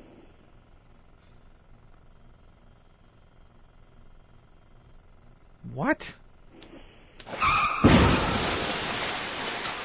That's the end of the dog bit. It is so over with that. All right. So the Emmys, yeah. Yeah. Here's Star Jones. Did the red carpet. Now, I read that your father used to be a math teacher. So, okay, you're the daughter of a math teacher. Yeah. What are you like with... She is the worst, by the way, really as far bad. as interviewing people outside that dumb View studio. She just Where are you going to go with that? What? I'm just not the joke. I'm saying like I'm saying a star. Yeah. Where's that leading? So your dad had a hardware store. Must have been a lot of rakes around your house as you grew up, huh? She just looks uncomfortable in her own skin when she's outside that studio. That's because she's trying to balance that big head and not tip over on the fucking carpet. She's talking to Cameron. Uncomfortable in her own skin because it's held back with scrunchies up her spine. No? That would be kind of funny because she's fat and was fat and it was... But why'd you go with scrunchies? Because she would hold her loose skin with scrunchies because she's a woman. I think she has enough money for the surgery. You think? Yeah. Yeah, that stunk. Okay. All right, let's see where this is going. It's Cameron Manheim and it's Star Jones sounding very, very, very uncomfortable. Very uncomfortable. Now, I read that your father used to be a math teacher. So, okay, you're the daughter of a math teacher. Yeah. What are you like with numbers, Cameron? Well, yes, my father's a mathematician. Holy shit! Wow. What? Wow. This was seen by millions and millions of people, and you think we're doing a bad I job can't today. get past that. Holy shit! What was she... Well, you saw that coming, too. You saw that coming early. That she had nowhere to go with that. Well, where else could she go You with said, that? where could she go with that? that? What numbers? What? Well, I use them on a daily basis. Come on, tell the truth. You ever use algebra? What could she possibly say? Why do they keep teaching it? So you got a new show on TV. Where is the fucking segue? Was that lady's life that boring? They had to get out of her life. They went to her parents, and the most exciting thing they could find was she was a fucking math teacher. He used to be a math teacher. Know what's great about the fact that none of us watched any of this? Now we could guess what the answer is. Oh, wow. We got a new game. Was there now. an actual question there? Well, she said something about... What do you... Yeah, what's the question? Oh, of course we want to go back. Yeah, of course. It's got to waste another 12 seconds. Now, I read that your father used to be a math teacher. So, okay, you're the daughter of a math teacher. Hold on, we're all over the trouble. We're all over the place. Yeah. Fucking Fox News. How classic is this? The Hurricane Rita is going to hit the Keys or Key West, and then it's probably going to go into the Gulf, right? Yeah. They don't know where it's going to be yet. They just have no clue what direction it's going to take. It could be anywhere from... it's heading towards Houston. That's what I'm saying. What they showed. No, that's what... who left New Orleans That's what I'm getting at. Fucking evil. God is following them with hurricanes. That's what I'm getting at. But that's fucking Fox throwing that in all our heads today, because it could hit anywhere on the Gulf Coast, but they just showed that it looks like it's going to hit Houston. Early projections that it's going to hit Houston. Yeah. Following those evil people. Would that be fantastic? Could you imagine if it God hit Houston? doesn't care about black people. Oh, no. He obviously doesn't. He's just sending hurricanes like a dog. Sick 'em! Sick 'em! Just sending them off. Is that going to happen now to the Astrodome? The early prediction is it's heading right toward Houston. It's just going to be these shit-filled domes all over the country. Huge toilets. They're not going to let those refugees in the next town. No. We don't want them. Yeah, you got the plague now. Travis is getting the audio, so we'll see what they're saying. But I just saw a map, and, of course, out of everywhere, it just had Houston in huge letters. Mm-hmm. All right, let's get back to Star Jones. So let's find out what the question was, and we'll try to answer it. Now, I read that your father used to be a math teacher. Sass it up. So, okay, you're the daughter of a math teacher. Yes. What are you like with numbers, Cameron? What do you like with numbers? What do you like with numbers? Now, how would you, if you were starring in a show, right? How would you tie that fucked up question into hyping your show? I couldn't. There is no way to even answer that. There is no answer to that. What does that question mean? How are you with numbers? Can you be good or bad with numbers? I guess she's going to say that she's okay with numbers. I enjoy them. Especially when I look at the ratings to our show. There you go. Go back right there. That's it. That's the way. I think the joke is here that she's actually bad with numbers, which is crazy because her father was a math teacher. Math teacher. How much you want to bet? How are you with numbers? Cameron. Well, yes, my father's a mathematician, and trying to get the car keys out of a mathematician is not easy. It's like, so, how much do you think it costs me for you to drive a car a mile? And I'm like, well, I try to figure it out with the gas. And he's like, no, you have to put in wear and tear on the car. You have to put in the depreciation, and of course my pain and suffering. Oh, Dad, I'll take the bus. I'm like, I'll walk if you don't mind.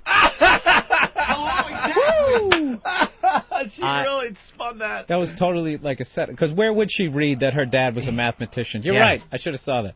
In a million years, no one could have guessed where she was going to go with that. You don't mind. Exactly. You know, most people don't know this, but this one is a big biker chick here. So, do you really have your own hog? I had a motorcycle for 20 years. 20 years. But when my son was born, I gave it up. That's because mine was the cutest little sweetie. I just want to eat his face all the time when I'm surprised there's anything left of him at all. Okay, now how do you stop yourself from being the doting mom, Cameron? Because that's a problem. Wait a minute. Is that a fat joke? Was that a fat joke on that Star that she... Is she surprised Annie's left because Star would probably have eaten her child?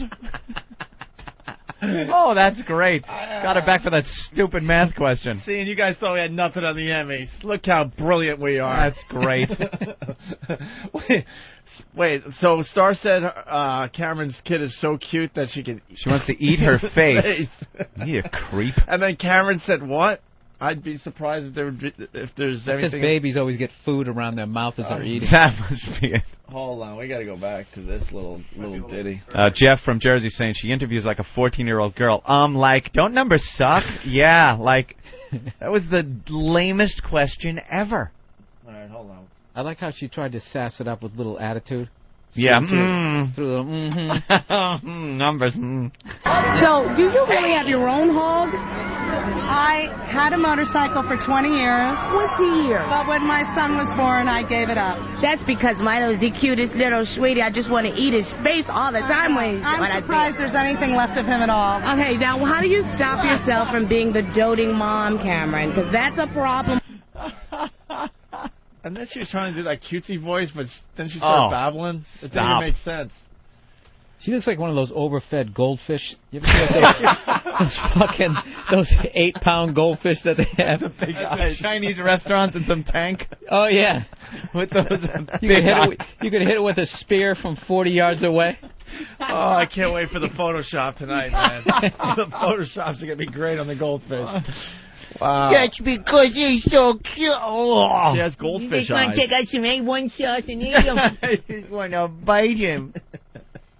Little tenderizing, down you go. Brian.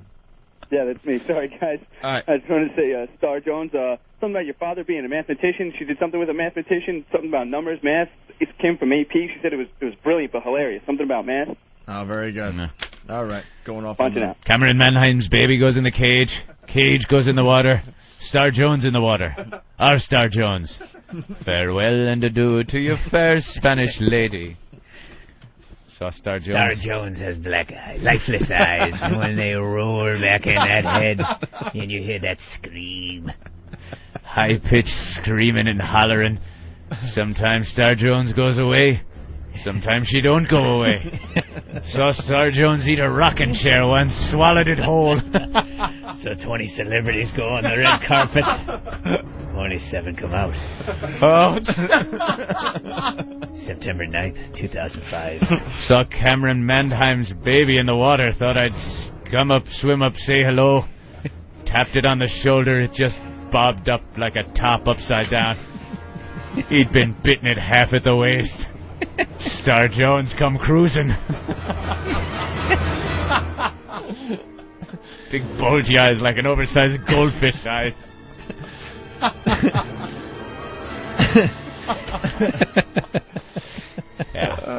All right, the next clip is Star Jones on the red carpet with James Denton and his wife. Who's James Denton? James Denton. Huh? Desperate Housewives. Well, they asked everyone that she was going to interview, give us some wacky anecdote and she'll set you up. That's right. That's funny because then you always look like you have like fucking ESP. Yeah. Oh, you know a little something about me. So did you ever mow a lawn when it was raining out? As a matter of fact, I did. And they just launch into that story. It's so fucking phony. I love that on the talk show. Star, I hear you used to be 900 pounds. Yeah, that's right. Move along. Well, she works in food once again in this clip. It's all about the food. I think we like the steamy relationship that goes on. Does that bother the wife at home a little bit? No, not really. I know it's part of the job, and we're rich because of it. So. Yeah, comparatively, we certainly are, compared to where we were. So, yeah, it's nice to have a good job. It's a bona fide hit. I mean, being an ABC cast member herself, so I feel good about that. Oh, absolutely. And it's been tough. This is my 3rd ABC show in 4 years, so we never anticipated this kind of success, and we're just happy to be here this year. Now, tonight might be a little nerve-wracking. Does it make you hungry when you're nervous, or do you tend to eat more when you're nervous? I'm looking. I see a little... We're both starving, so I don't know if it's nerves, just the fact that we had to get both kids fed and asleep before we left. I think that's what happened. I hear that the bar is open. I didn't hear about food. We'll see you later. I know exactly what that means right there. See, he knows it's bombing. He's like, all right, yeah. see you later. All right, see you later. Yeah, he took that out like, I know the bar's open. Oh, I'm going to make it like I got to run off to the bar. See you later. She just stinks. She's really I like bad. the beginning, that first question. She sounded like a muted trumpet. She's like, wait, now I gotta hear that. This is the very beginning. Thank you for stalling. This will kill another 10 seconds. I think we like the steamy relationship that goes on. Does that bother the wife at home a little bit?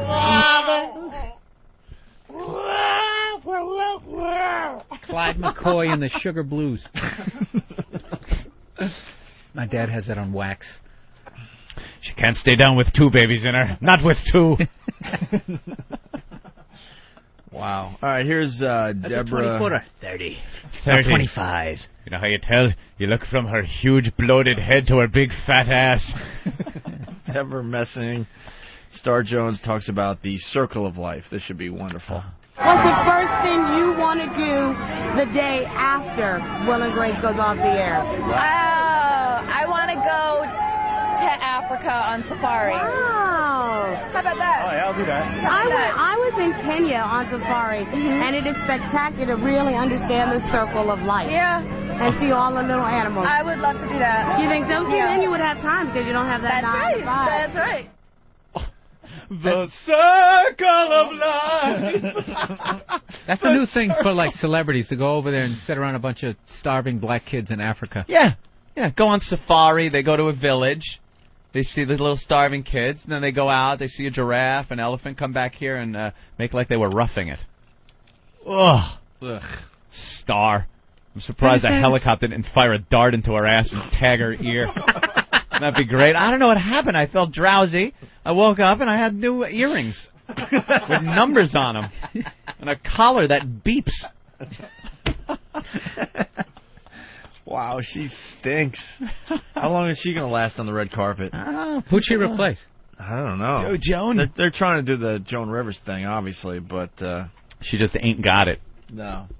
Joan has at least that sense of humor. Well, at least Joan Rivers is politically incorrect. I think she stinks, too, but at least she throws some zingers out there once in a while. Zingers, ooh. Some zingers. All right, the actual Emmys. We can get into this a little bit. Oh, no more Star? I was kind of digging her. Do we have any more Star Jones? That was all we had. It's too good because she's so awful. She's so bad at her job. So completely awful. I've seen people work it. It looks like a lame-ass job, but I've seen people work it where it's like, hey, how's your show going? Mm-hmm. How are the kids? Not threatening to eat your children. It works. Hey, Troy. But, Hey, you guys are killing me, man. Why? Keep it up with this Star Jones shit. He's such a fat, no-talent ass. It's not even funny. Yeah, I kind of like the Star. All right, we're going to get more Star Jones as we take a listen to some other Emmy highlights. Ellen DeGeneres was the host. I put it on. She was walking out on stage with a unicycle and a sparkler.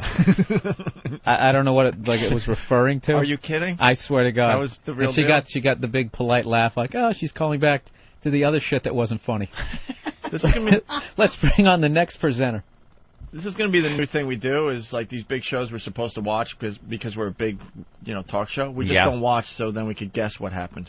Yeah, I think it's more fun that way. I bet you Ellen DeGeneres did a little dance number. Do you think she danced? I bet you. Did she come on and music played and the whole audience got up and danced with her like on her talk show? And then she danced into the crowd a little bit, I bet. Wonderful. Maybe someone could call up and tell us if that happened. That would help this bit. We guess, and then someone that actually watched the Emmys will call up and say, "Well, you were right." We don't even know the answer. Let's just make up shit. None of these listeners fucking watch that. We don't know the answers. Who sits around and watches that shit? Here's I used to be a big fan of award shows, but they just stink. Yeah. The VMAs were just horrendous this year. That might be the end of the VMAs. It was that bad. Yeah, they really need to do something to spice it up, and not in a way that they think is what works. Like they think they know what's hip. MTV used to obviously be hip. Now they do what they think is hip, but it's just the same crap you could see on the Emmys and the Oscars. Fernando from Westchester. Star is so bad, so black. I'm not going to stand here while you cut that Star Jones open and watch that little Mannheim kid spill out all over the red carpet. Bravo. All right, here's some of the monologue from last night. I guess I don't have to point out that this is the second time I've hosted the Emmys after a national tragedy, and I just want to say that I'm honored because it's times like this that we really, really need laughter. Yes. Thank you. Because I didn't know that. Exactly. Yes, we do. I'll tell you, these celebrities. And be sure to look for me next month when I host the North Korean People's Choice Awards. That's a funny joke, but... Is there going to be a disaster there? There already is. Is that what she was getting at? Starving. North Korea is a mess. No one cares, though. It's because Angelina Jolie hasn't been there yet. She'll fix it. Yes, she'll fly her own little... And we do care because they got the bomb, man. One kid at a time. She fixes things. Hey, you know they got with her and said, look, you know, obviously you're going to be telling some jokes, so we got to acknowledge that there was a tragedy, and then it'll be okay to start joking. About the tragedy? No, just making jokes in general. Yeah, because they canceled, like, or postponed the Emmys for 9/11 when that happened. That's true. Remember? Mm-hmm. Because we couldn't laugh. We weren't ready to laugh yet. But this, no one really cared. All right, here's more from the monologue. I think the reason that we love award shows so much is because they're exciting. We don't know who's going to win or lose. You know what? I keep hearing myself saying words like winning and losing and awards as if that's what tonight is about. Like somehow winning an award will validate you. Come on, if you don't win tonight, it doesn't mean you're not a good person. It just means you're not a good actor. That's not faith, the laugh. It just means you're not as good as the other people in that category. Kidding again. Winning is not important. What is important is how you feel about yourself. And, of course, you're going to feel a lot better about yourself if you win. She's doing that whole Ellen confused thing. Ellen confused babbling She's thing. Great at that. She's great at the confused thing. Go to Korea and just get a kayak. Please. Thank you, Javalog. A kayak. Kayak. I was laughing. I was switching around the channels. Man, that's the funniest thing from last I week. was switching around the channels over the weekend, and I saw some kind of ESPN. They showed some kayaking, and I couldn't stop laughing. It's like the kayak. Just break down that wall. It's into the side of the house. Go through those walls with the kayak. Through those walls. Where's our Celine Dion? Now I gotta hear All that. in all, it's just another brick in the wall. We must break it down. All right, here we go. Let's move on. She's still married to that old guy? Who looks like he's made out of wax. What is his name? I used to know it because I used to. Celine. Oh, it's like something like it's some really like a French. one-word It's thing. like Gerard or Like Henri or Henri. Yeah. It isn't Henri though. It's Renee. Renee. My husband Renee. And then they had that problem with her getting pregnant, and he wound up having the prostate cancer or something. Yeah, was it the prostate His cancer? semen is 80 years old. Yeah. He was like her Lost its agent. zip. She was 14 when he started like going out with her or something. It's despicable. The guy should be in jail. While Just he's bent her over a mixing board after one take. Take me, Renee. Just bust through it like a kayak through a wall. His sperm looks like mustard. God. That conjures up a nice image. All right, here we go. More of the monologue. But please don't say you didn't expect it. You were nominated. You had a 1 in 5 chance. Oh, I see. Maybe telling the winners what they shouldn't say. Yeah. Let's face it, everybody wants to win. This is show business. But tonight, let's try something. Let's just try to put aside our ego, our envy, our jealousy, our judgment. What am I saying? That's what got us here. Why? She lost me on that joke. But seriously, mocking I Hollywood. think overall, Seriously, in the though. scheme of things, winning an Emmy is not important. Let's get our priorities straight. I think we all know what's really important in life. Winning an Oscar. I didn't see that coming. Wow, that's very She clever. blindsided me. I thought it was going to be another little hurricane thing. Yeah. Priorities, and then she comes across with the Oscar. That was good. Well, here you go. Desperate Housewives, they won something last night. Have you watched the show? No. I haven't. Ever see Desperate Housewives? Oh, No. the actual... No? I thought you meant... No, never. Never. Fan? They're calling it the Desperate new, Housewives they're calling guys? It, they're calling it the new Sex in the City. Good. Well, that makes perfect sense because I never watched that shit show either. Oh, when I watch the when the commercials come on TBS now, ding, ding, ding, ding, ding, and the music, and it's like Monday, Tuesday, and they show that slob. What's her name? Who's the one with the Cynthia Nixon? Well, she's a slob too. The whole cast are slobs. No, the one is. Who's the cute. the slut one? Kim Cattrall. Kim Cattrall. Veranda? I have no idea. I don't know either. Every line she has to be because she's a whore. Right. Everything she says is whore related. Well, what are you going to order? I'll have the fat cock. Oh, they're all at the restaurant, and she's going to have the fat cock because she's a whore. I get it. Every word. There isn't one storyline where she could talk about anything else. I used to drive my girl nuts doing that. I'd be in the other room, and she'd be watching, and I hated it. And anytime she had a line, after she'd say it, I'd sing, "'Cause she's a whore." And it irritated her at first, and then she knows every fucking line that comes out of her mouth. Really? Is somehow related to fucking jumping on a dick. Sucking cock, getting it up the ass, 5 guys at once, whatever. Oh, Hey. I hate that show. They were just showing Whoopi Goldberg. She's still doing the whole sunglass thing, huh? Really? I didn't notice.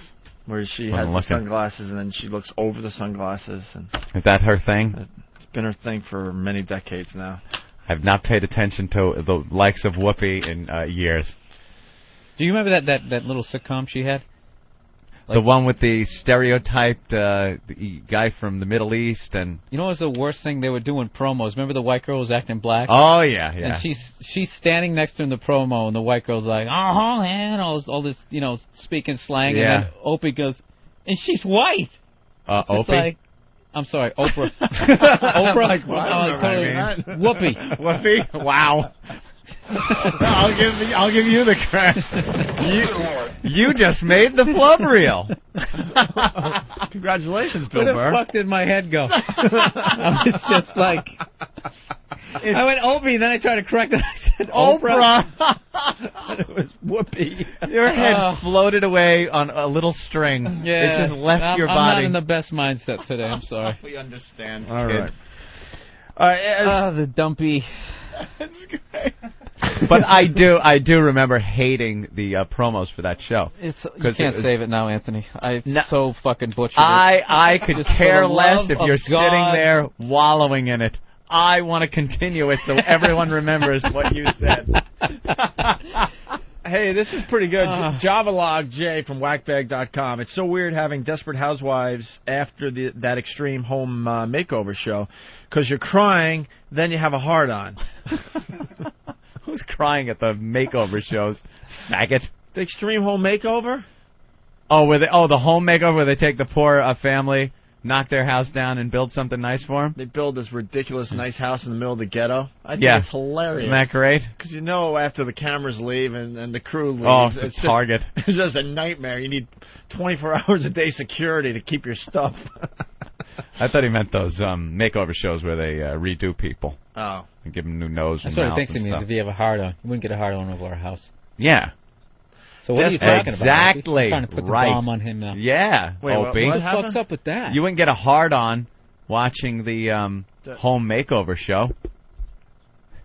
Yeah, how'd you come up with that? That was pretty stupid. It's so weird having Desperate Housewives after that Extreme Home Makeover show, because you're crying, then you have a hard-on.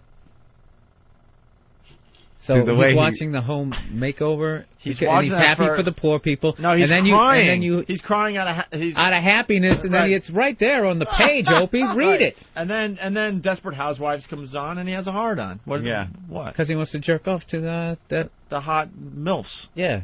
Are they Yeah. MILFs? I don't know. Did I miss it? Yeah, he says watching after Extreme Makeover. See, it's weird why having Desperate Housewives after Extreme That's Makeover. what I said. Because you're crying, then you have a hard-on. But the way he has it, you read Desperate Housewives first, and then you read Extreme Makeover. But the word after is in there. brings it all together. Javalog J from Whackbag. You're confusing everybody. Oh, Eric has done his. Yes, Eric? Prep today. He handed me Beautiful. a paper. Mr. 100 G's? What are you 100 handing large? me? Uh-oh. The Extreme Makeover? What? Oh, boy. The Extreme Makeover thing. Yeah, what about that? I thought that was the story you were talking about. No, I thought you said, Spider, I need the Extreme Makeover. I thought, Spider, you're okay, Spider. Extreme Tragedy? This story from yesterday's paper, the paper that had your picture in it. Oh. Eric? Oh, flip it over.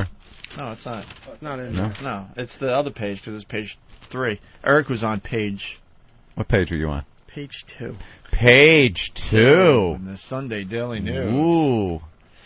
Extreme Tragedy, Ugly Mom sues ABC for nixing makeover. Ugly Mom? Los Angeles. The producers of Extreme Makeover promise Delise Williams a Cinderella-like fix for a deformed jaw, crooked teeth, droopy eyes, and tiny boobs that would transfer her life and destiny. But when the ABC reality show dumped the Texas mom the night before the life-changing plastic surgery... Oof-ah. Oh, that's gotta That's suck. a little rough. It shattered her family's dream and triggered her sister Kelly McGee's suicide. Opie. That's terrific. That's terrific. Why did they bail? Why did they bail last Did night? they say why? Well, there's another... Is that a picture of her? There's another, 2 columns to the story. Oh, jeez. Let me see. I got to see her picture. All right. Is that her right there? That's not the one who killed herself. The sister, who was actually good-looking, killed herself because... But this is the one that wanted the makeover. Yeah.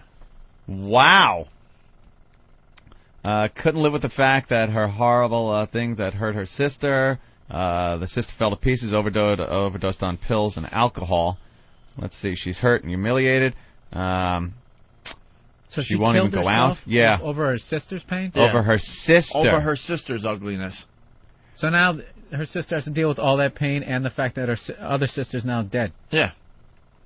That was a stupid move. Williams was alone in Los Angeles hotel room reading her pre-op instructions when a producer showed up and dashed her dreams of her new life with a pretty face. You will not be getting an extreme makeover after all. Nothing. It doesn't fit in our time frame. You'll have to go... And you will remain ugly. Yes, you will stay ugly. I hope they...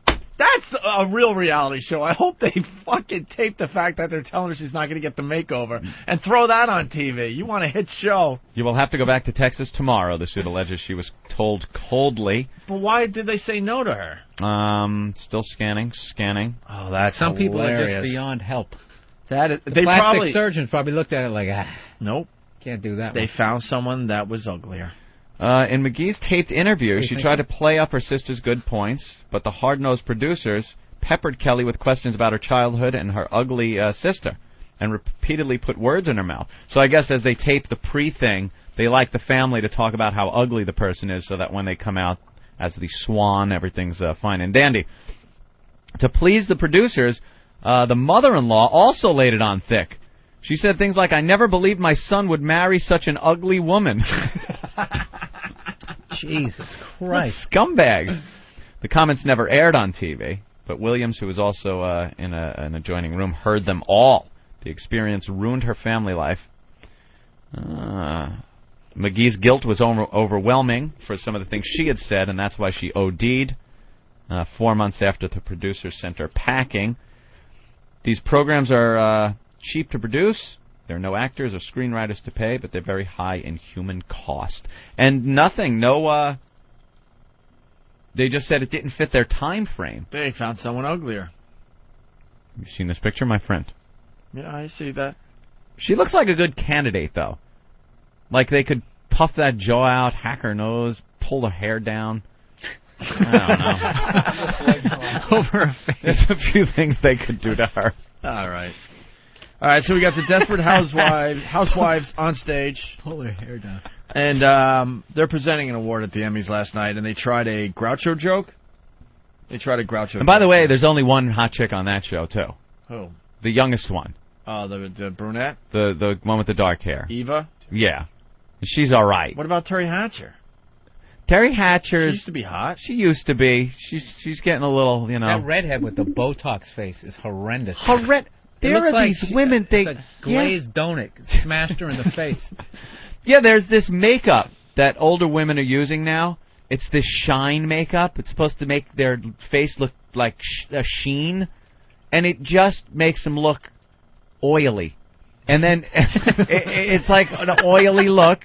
And then there's the Botox in the lips and everything. That gives them the permanent duckbill look. What about Nicolette Sheridan? No, that's her. That's the one we're talking about.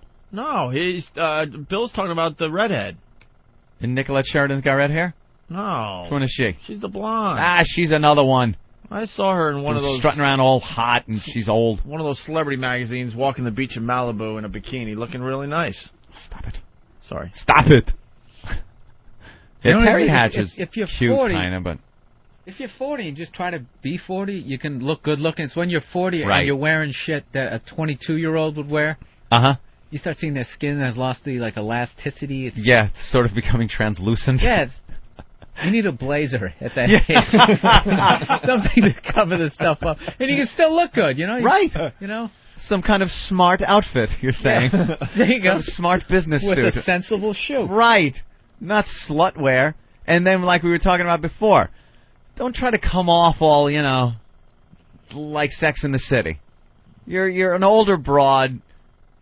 Be happy about the sex you're getting, but not in the restaurant talking about all the cocks you're eating. And your musty vagina.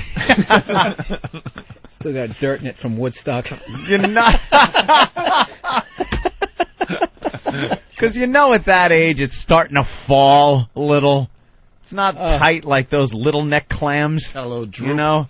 Looks like one of those that have been in the buffet a little too long. A little discolored. You ever see that girl at the gym? Like the 48-year-old just fucking on that treadmill right next to the 20-year-old hottie who probably just had some McDonald's. She's just trying to fucking hang in there. It's just like, lady, it's over, okay? Stop. Accept it. Yeah. Just holding on by her nails. Just trying. Time's a fucking bitch. Everyone's got to deal with it. Just deal with it. Can I play the Desperate Housewives clip here? Is that where we were? They're presenting and they try a Groucho joke. I can't believe we actually got down here. What is the secret to success on television? Adultery with the gardener? Flirting with the pharmacist? Sexually explicit car washing? Popping pills? And that was just in a limo on the way over here. Wait, you got a limo? Yes, I did. And the nominees... Clunk. Oh, they addressed it. That's not bad. Wow, yeah. Wow. That's not bad because they addressed it. They're probably reading it like, oh my god. Yeah, this is really bad. Because that girl didn't even commit to the Groucho thing. She No. got like halfway through it. Sound like that's some kind of sick joke. It didn't even sound like Groucho. When are they going to realize that format is so done with the award shows where they just write this shit for them? Hey, I knew Groucho. I hung out with Groucho. And lady, you are no Groucho. All right, well, this was the highlight of the Emmys last night. Tonight we're doing something that has never been done before on the Emmys. We call it Emmy Idol. Throughout the evening, we'll have performances of 4 of the most popular TV theme songs in TV history, sung by some of your favorite TV stars. And by the end of the night, you'll get to vote for your favorite performance at CBS.com or text message and crown the very first or possibly the last Emmy Idol. She sounds Now nervous. to kick off the competition, here to sing the theme from Green Acres, please welcome Donald Trump and Will and Grace's Karen Walker.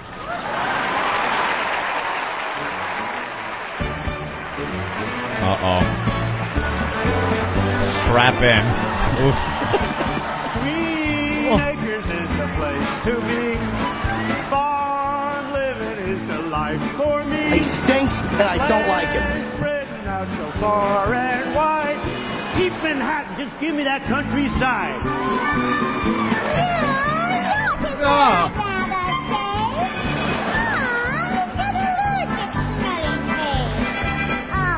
This is so bad. This would have bombed in the 30s.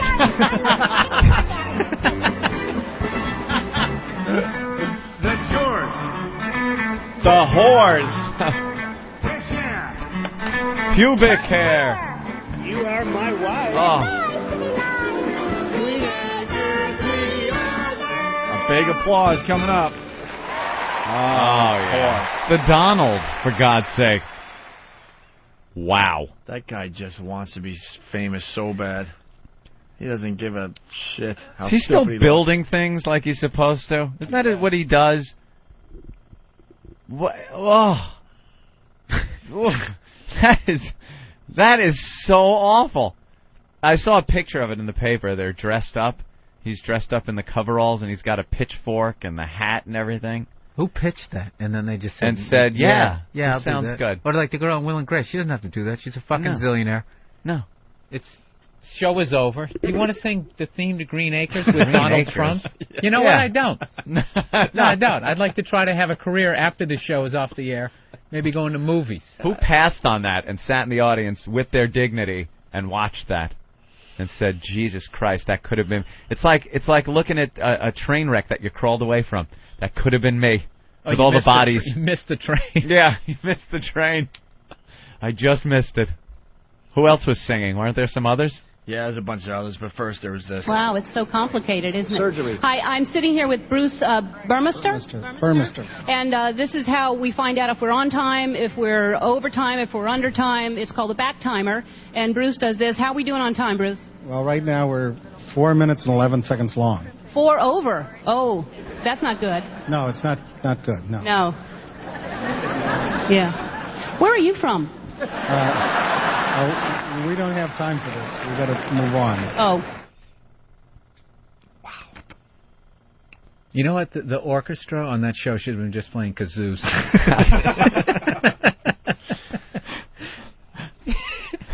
This show is highlighting all the big talent in TV, Oh, of and course they it just is. look so ridiculous. All right.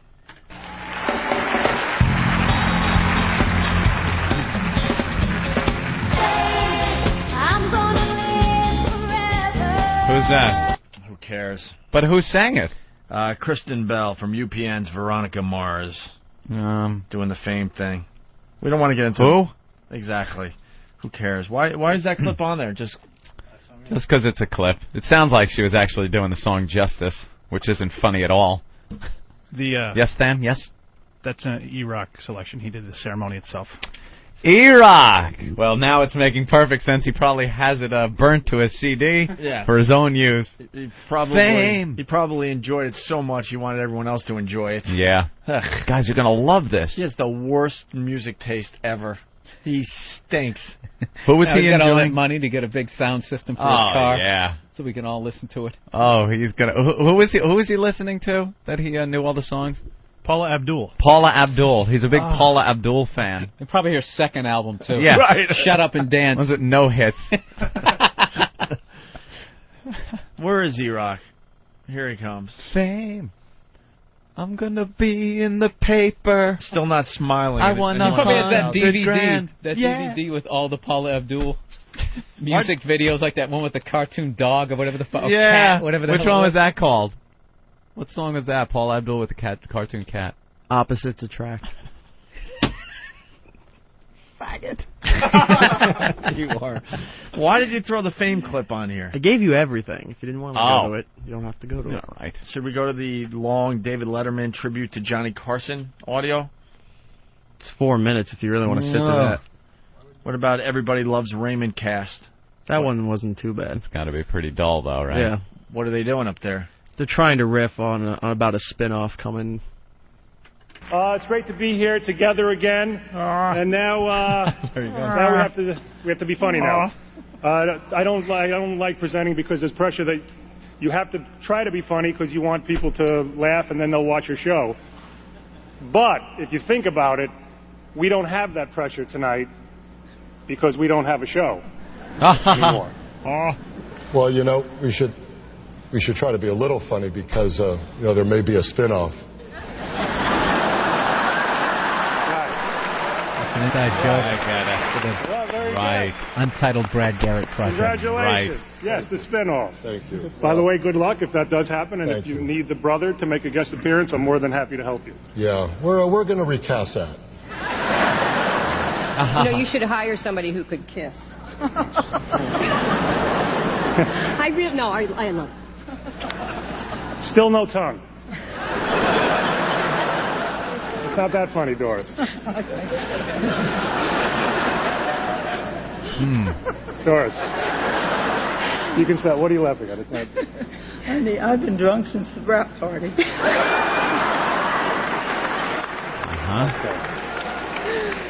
They're ruining the whole Peter, you're image the of only those one I like. characters. Oh. Who are you? This was the biggest show on TV. Wow. Did you ever watch it? No. Are you a fan? No. Bill? Actually, Raymond? when it reruns, yeah, some of it I Yeah, like. you watch it? Some of Watch it the I Raymond? actually do like. I can't be bothered with the sitcom anymore. No? After Seinfeld, nope. Done.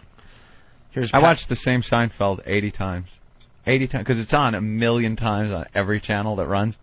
And I'll watch it. I don't care how many times I've seen them. It's on 10 I times will a day. still watch it. Easily 10 times a day. There are some episodes I swear I had to have seen, no exaggeration, 20 times, and I'm still watching them. And laughing. No joke here. I'm just that crazy. Here's more Emmy audio. Patrick Dempsey bombing on stage. Earlier tonight, we saw Zach Braff here from Scrubs and Hugh Laurie from House. And now we're here with our show, and it's nice to see at the Emmys we still have universal health care. Yes, that went over very well, didn't it? I guess that's the new thing, to acknowledge the bad comedy, huh? Yeah. What was the Jon Stewart thing about? Where's E-Rock?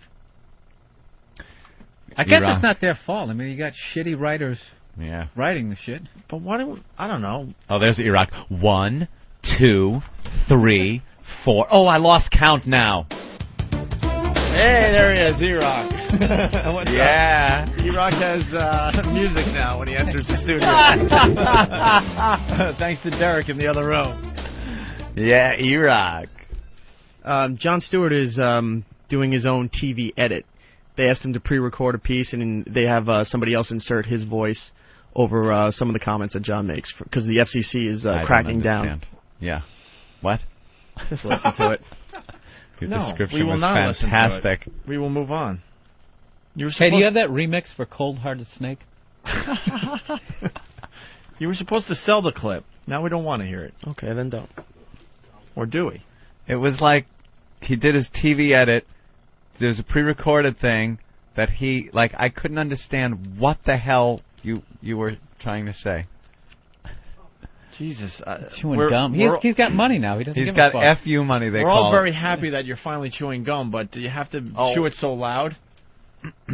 Listen to the replay. It's unbelievable. That's all you hear. This gum was wrapped in solid gold. Yeah. Anyway, the Jon Stewart bit. They said because of FCC crackdown, they asked him to pre-record his segment, and then they put in mock TV edits over stuff he was saying. I got it. All right. Because he's so Hi, wild. I'm Jon Stewart. I want to take a moment to talk about Hurricane Katrina. There were many stories of heroism and courage, but there's something I'd like to say to the government officials in charge. Thank you, all of you. See, the thank you. Oh! I guess originally he said fuck you. I get it. Let's see, this is radio, so it's not as obvious to pick up on that. Thank you, all of you, local, state. Local and state.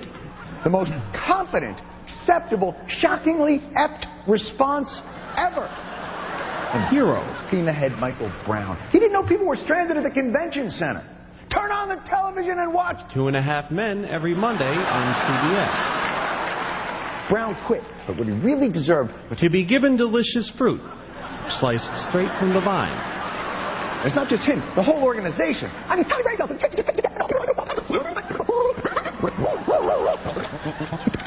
Oh, boy. So I take it back because that's an insult to the mentally challenged. So to the Democrats, let's see, I have a little something for you. Boop. Oh, to the administration, I think there might be something here. Can't hear it? Perhaps I could turn it up. I get it. And George Bush hits butt. Sabbath.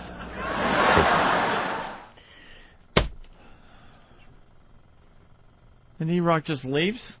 And he leaves us to clean up this mess?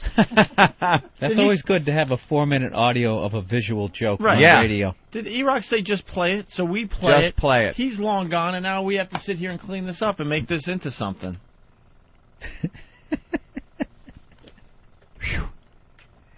Is there a guest coming in today? I wish I had his job. It's so easy. Just play it.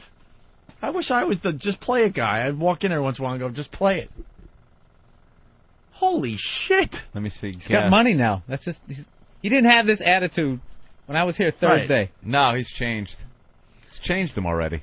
All right, well, here's William Shatner and Frederica Von Stade singing the Star Trek song. Oh, but lost words to the Star Trek song. Is that what they did? Yeah, there were some words to this that I don't know if Gene Roddenberry or Gene Roddenberry's wife wrote or something, but there...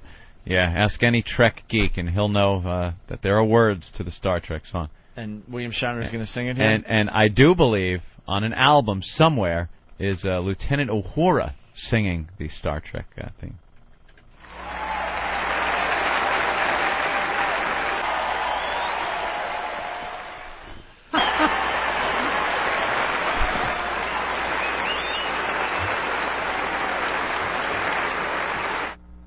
What was that all about? That's the end Is of that the track. E-Rock? Yeah, he messed up. E-Rock again? Oh, here he comes back in the studio. What's up, E-Rock? Will you just talk? Why'd you make us play that Jon Stewart clip? That was the worst. And then you walk out and go, you say, just play it, and then you leave. I gave you think we're that good? We're not that good. I'm telling you, it's the money. He pounded his fist down, too. Yep. Just play it. Just play it, stupid. I gave you everything for you to decide what you wanted to play and what you didn't. If you didn't listen to it ahead of time, I don't know what to tell you. Ooh. Oh, I don't know what to do. Hey, What I don't know is what that to tell supposed to you. mean? Jesus. That's a dig at you right there. Yeah, what's I don't that know what supposed tell- to mean? You never say, I don't know what to tell you to people. That means you fucked up. He didn't. And if you think he did, I don't know what to tell you. I know what to tell you. Nathaniel sits there for a while now. I kind of like Than there. I sure You know do. what? I have a question. I ask it. Than grabs the mic. Answer. That's right. It's not still typing. The mic isn't there. Here's some kind of... Yeah. And then what? What, Eric? What? Yeah. Kind of like Than there. And he's not getting a big head where he needs his own walk-on music every time he comes into the studio. So, is there anything else we should be playing from the Emmys? Nah, I think you're pretty much done. All right. Thank you, Eric. And there he goes, E-Rock. He's now got his own music. Jesus Christ. There he goes. Oh, what awful music to have as your music. I love it. That is so bad. Don't you forget that, Derek. Oh, yeah. Bravo to Derek today. E-Rock's walk-on music. And Derek loves the fact that he can fuck with him like that. Yeah. Yeah, come up with your music. Here, this is your music now, asshole. All right, we have more Star Jones. We're going to attempt to save this Emmy discussion segment with some more Star Jones. I kind of liked it. We at started. first. We started strong with the Star Jones. Started good. It kind of went good, and then kind of tapered off with the clips. Yeah, that 4-minute visual. Yeah, that really fucked it up. The Jon Stewart thing. It's horrible. All right, here we go. Should I start? Talking to Ray Liotta. You are with Ray Liotta. What's up? I am here with Ray Liotta right now, and he's already won his Emmy last week, right, Ray? Yes, yeah, I won. Okay, so here's the deal. No pressure on you tonight. No pressure. What Easy. does that Emmy feel like in your hand? You know, I don't know. I haven't felt it yet because I was at the Toronto Film Festival, so I wasn't able to make it. So hopefully I'll get it today, and I'll feel it. And you're presenting this evening? Yes, for Best Director in a Drama Series and Best Writing in a Drama Series. Well, see, that's what everybody is familiar with you, is the dramatic role. And you have a new film coming out, Revolver. Is it Guy Ritchie's movie, right? Yeah, Guy Ritchie, right. Absolutely. Exactly. So, are you excited about the new film coming out? A No. little trepidation? Oh, no, very excited. Saw it at the Toronto Film Festival. Loved what I saw. I got another movie coming out called Slow Burn, so things are good. Slow Burn sounds like one of those Ray Liotta movies where somebody's going to get shot. Yeah. No, it's a little different for me. A little different. Oh. Well, I got Find out what news Slow for Burn's you. about. We'd like to see you as much as you want to be seen. Well, that's great. That's what our job is, to let everybody know. Ray, you have a good time tonight. Okay, thanks. And Holy crap. What an idiot. Wow. You excited about the movie coming out? No. Do you hope it makes money? Do you want it to end your career? Oh, God. Aren't you supposed to, when you're interviewing, you don't ask like yes or no questions? Right. So someone just goes, yes. Right. Holy crap. Was it fun to make that kind of money? She sounds like that girl. Trim spy, baby. You like my body? Oh, and then Nicole Smith. Yeah, there you go. Yeah. She is horrid. She did not know what to... excited about the new movie? Of course he is. Mm-hmm. All right. That's the only Star Jones we have? We have one more. Waiting for what? We're not waiting for anything. It's Jesse Metcalf of Desperate Housewives. Uh-huh. Yeah, so this is Star Jones on the red carpet. And we're going to play that in a second here. But first, hold on a second.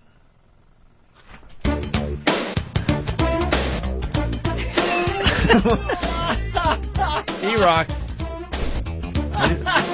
E-Rock back in the studio. What's going on? Yeah, I never would have known. Thank God he has music. What's going on? I don't know. I got called in here saying you were looking for something. What? Nathaniel called me and said you were looking for something. No, we weren't. We're in the middle of our Emmy talk. We didn't need you anymore. Yeah, we finally got Star going Jones and you clips. interrupted it. As opposed to when we were playing the clips that you had brought in. Right. We're playing the Star Jones clips now. And Yeah, we don't really need you at all. I don't think we needed your help. Okay, then. Nathaniel was mistaken. All right. See you later.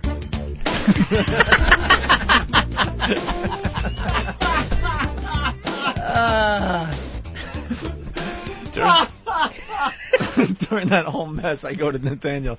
Just tell Eric that we need him in the studio. Of course. Just so we can keep playing that. I'm the worst liar ever, too. I don't know why he came in here, because I just said, Ope's looking for something, and when he said what, I was like, I don't know. I don't know. You know what's so funny? He tries so hard to not walk to the beat of that song, because you don't want... It's bad enough that you're walking to that song, which is now your music, but you don't want to dun, dun, dun, dun, and walk to the beat of it, so he breaks stride every so often. Got a little hurt to his he walk. doesn't want to look like he's even acknowledging it's playing, so... Oh, is that in his funny? blood. Yeah. All right. Jess or Jesse Metcalf of Desperate Housewives. So, Jesse Metcalf, I have to say you are the envy of all the young men in America. I don't know. I don't know what to say to that, you know? Don't hate the player, hate the game. Yeah, exactly. So for the young women out there who would kill me if I didn't ask, is there anybody that's in your life right now? Yeah. I'm seeing someone actually. Courtney. She's with me here tonight, actually. Is that beautiful lady right there? Yeah. So you're the taking pig to her her off left. the market? Oh, you know how it is. We're dating, just getting to know each other. Good for you. Kind of having a good time together. Well, that's all that's But yeah, for right now, I'm off the market. And so the Desperate Housewives that are out there thinking that life can imitate art, sorry. It's not about Jesse with Mrs. Robinson. Yeah, exactly. Absolutely. You have a great time tonight, and good luck to you and your cast. Appreciate it. Have fun. What was that? No business being on the It's right not side. like the... She squawked. Just playing musical instruments, like Bill Burr pointed out. Well, that was just, an hour of riveting radio. Yes, it was. It was absolutely terrific. Bobby in Texas. What's up, Bobby? Hey, what's up, guys? Hey. Hey there, Bobby. Hey, man, have you guys noticed that every time you turn on Comedy Central, there's one of your bits being done? I mean, you got Carlos Mencia doing all you guys' the stories that you do when he's on your show. Fucking Adam Carolla does What Did We Learn at the end of his fucking show. Mama! Ripping me off, Robin. What do you mean Carlos Mencia is doing stories? How dare a comedian tell stories on TV? Do what? What is Carlos Mencia doing? He's doing all that your guy Beaner that stories. camped out underneath the shitter up there in Maine or wherever it was.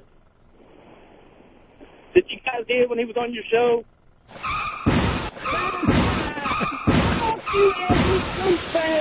I'm punching out, fuckers. Jesus. Yeah. Idiot. That was like one of those accidents you saw on Chips. It was always like a 52 car pileup, and then there was that last asshole who didn't see all 52 cars, and he flies over it, and his foot is still on the gas. If you listen to it, it's like just a smorgasbord of people too. The old lady, the black guy. Yeah, who is the idiot that's the last guy in on one of those? Foot. If you're watching this, foot is still on the gas. That's great. the sound effect they have. All right. Wonderful. I gotta wait until it's. Yeah, I know. We'll definitely get to it. All right, we're back with the Opie and Anthony program. The Opie and Anthony auction. A lot of items going away today. Go to opieandanthony.com to see what else is, what's still up there for bids and stuff. Of course, helping out the victims of Hurricane Katrina. Anthony's NBC jacket only has 12 minutes left. Wow, that's my NBC jacket from the XFL Game Day days. That's right. Well, that's a very famous jacket, too. Yes. What happened? XFL Game Day.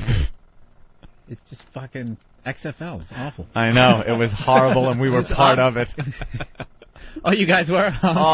No, please, I'm sorry. We did the pregame show. We did the pregame show on NBC. That was our only shot at what point did you TV. realize that it wasn't going to take off? Before we even taped the first one. But they gave Anthony a jacket, so he goes, all right, now that you gave me an NBC jacket, yeah, I'll do this. Yeah, it was pretty much the deal. I'd blame it on you. The deal closer. Did you get to meet Vince McMahon? Oh, yeah, all the time. Vince McMahon. Years, wonderful guy. You're fired. They just didn't have their shit together, man. No, they kept calling us up. Here's what they had. They had this image of a pregame show for XFL. XFL was thrown together, man. They really didn't know what the fuck they were doing, and that was obvious.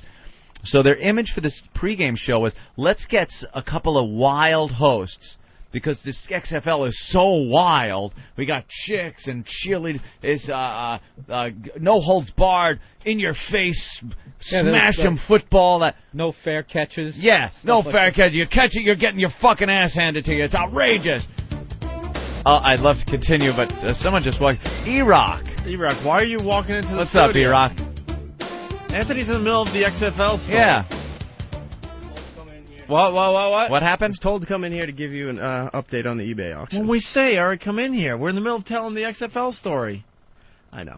Did we really need an update? I think Opie was doing a great job of updating the auction, saying that what time was left on things. And there's a guy outside the studio. You'll bring him in a few minutes. Could Anthony continue with his story? Thank you. All right, see you later.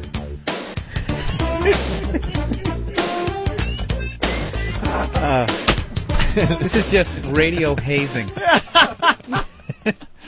Hazing by radio, yeah, it is. So, XFL. Yes. Wild hosts. They had some image that they wanted this wild hosts and everything, but then they had the sports angle too, so they wanted a sportscaster that had some credibility, and then they had one of the coaches from one of the teams, and all brought together into the pregame show. This was going to be the half-hour show that aired before the game. So they approached us way in advance. You want to do this, guys? And we're like, no, there's no way. I personally know zilch about sports in general. As far as XFL goes, I know nothing about this. I couldn't name a player if you asked me. So they want you to actually talk about football? Yeah, that was part of it. Interview these guys that weren't good enough to be in the NFL, basically. But when they approached us with it, they said, no, you don't have to know shit about this. That's not your job. We got the sports guys. You guys are just going to be throwing it to people and talking to the cheerleaders and, just being wild, getting the crowd pumped. So what this was a live event every week. We would tape a live event. So they needed an audience is what they needed. The crowd pump. You ready for the kickoff? Yeah. Come on! So what they needed was a live audience, and they figured we could bring that to the WWF down there in Times Square to tape this thing every week. So we would bring huge amounts of our listeners down there who were just animals. Animals could not take direction. There's a director trying to tell them, all right, now, when Opie and Anthony come out, fuck your mother's cunt, No, when O&A come out... These are like professional sports producers and stuff trying to make this work.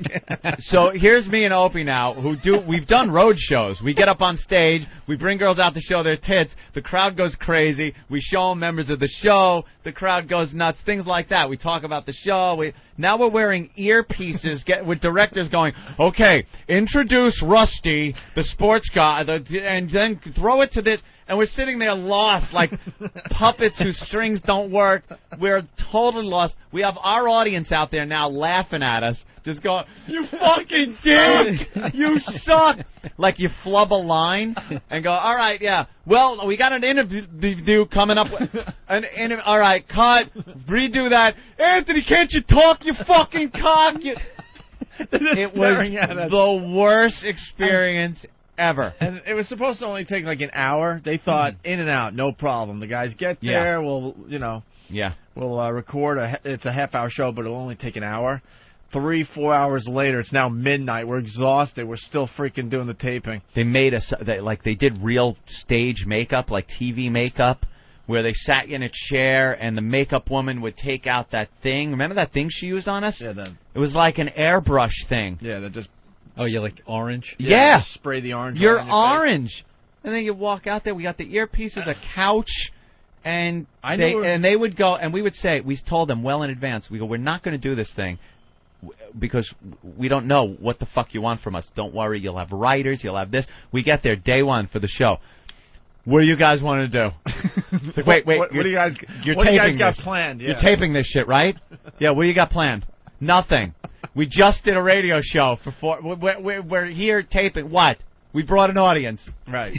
What do you want from us? So and go. So we pulled off the first week. We really did it after many hours. It wasn't great. It wasn't bad. It was just kind of there, right? This is where it gets really funny, and I knew we were fucked. Yeah. I go to NBC because they're now, putting the whole thing together, and I want to see the process, right? So I walk into the editing room, and what's his name's over there? Yeah, our guy. Our guy there, Pete Radovich, who's a very talented guy. He's sitting there at the monitors looking at the tape that they, taped the night before, and his head is down, and his hands are in his face, and he's like, oh, God, oh, God. He's like having an anxiety attack. And I come in like, hey, Pete, what's up? Show me what you got. He goes, sit down. Sit down. I'm like, what? He goes, I'll show you. So I guess they had one camera that was going to be the two-shot of us. Okay, so it's two-shot of us on a stage, but then you can see the audience. So it would be a nice shot, right? One of our asshole listeners, because they had monitors on the side, realized they could really fuck with the cameraman. So they're looking at the monitor, and then they're pointing out our packages. One guy was jerking us off from the crowd. He looked at the monitor, got his hand right in front of one of us. Where our dicks would be. And started moving his hand like he's jerking us off. And no one saw this the entire show. So Pete's like, I can't use any of this. He goes, and that's the long shot. So all he could Not use... the long no, shot. that was the medium shot, the two shot. Right. So now all they could do was use the mile away shot that they use at the opening of the show to show the whole audience and us on stage like a millimeter tall, or the side stage cam, which is like ridiculous to use. I go, well, Pete, that's no big deal. He goes, no, it is.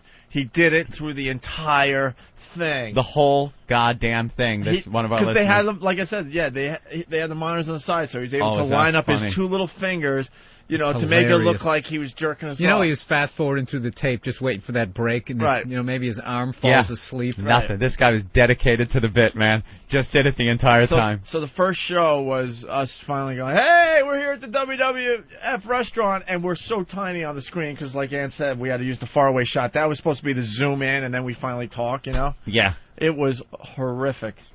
I forgot what else they were doing, but they were like, I don't know. He was drawing balls on us and stuff with his fingers. They would curse like crazy.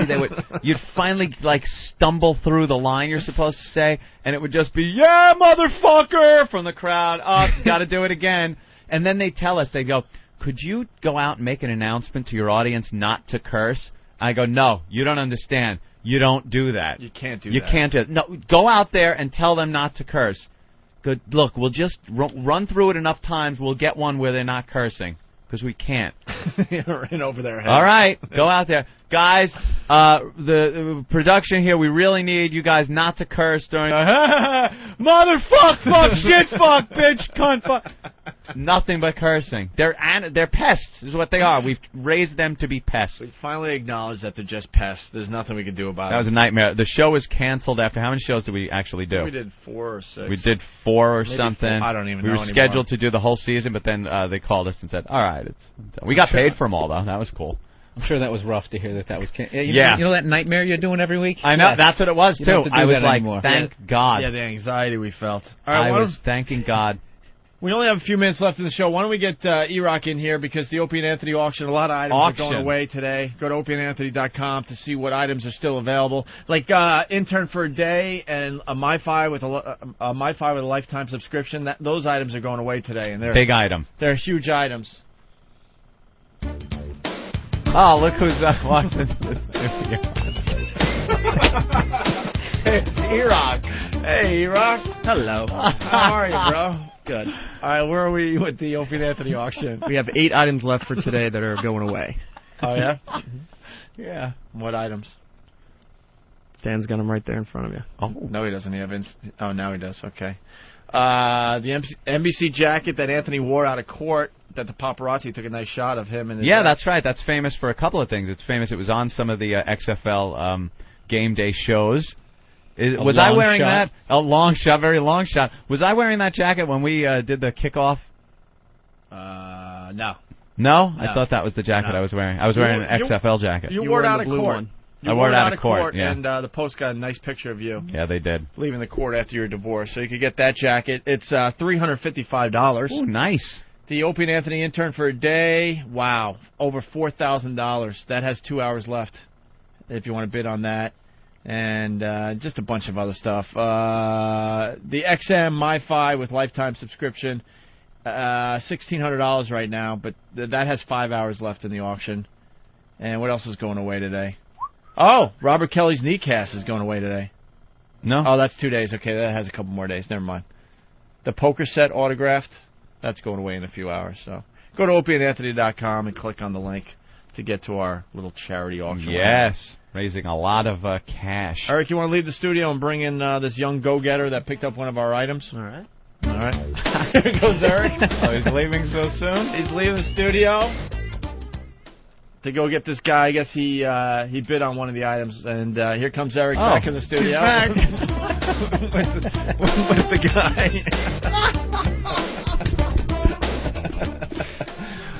Hey, what's your name, bro? Radar on Whackbag. Wait, what's your name? Radar on Whackbag. Your radar on Whackbag. Do you spell it the right way, or is it Ray-Dar? The right way, I guess. Yeah? Do you use your name Ray? No. A name Ray? No. Anything Ray? It's just Radar? Just Radar. Radar. R-A-D-A-R? Right. All right. So what did you bid on? The Arthur Sheehan sign. Oh, you're the guy that did it? Very popular Awesome. item. Where is it? You're going to present it to him now? How much did you spend on that? I think it was like $800. You're a fancy man with fancy taste. How did you come up with $800? I got a good job, so. Got a good job? Very cool. Yeah, what do you do? Computers. Computers. That's it, huh? Exactly. Yeah. Do you really do computers? Yeah, I do like programming and stuff. Oh, smart. Huh? Years in the clubs. The good stuff, right? Put the wardrobe together, the glasses. Yeah, you picked that right out. Bam. You knew, huh, Bill? He has cubicle posture.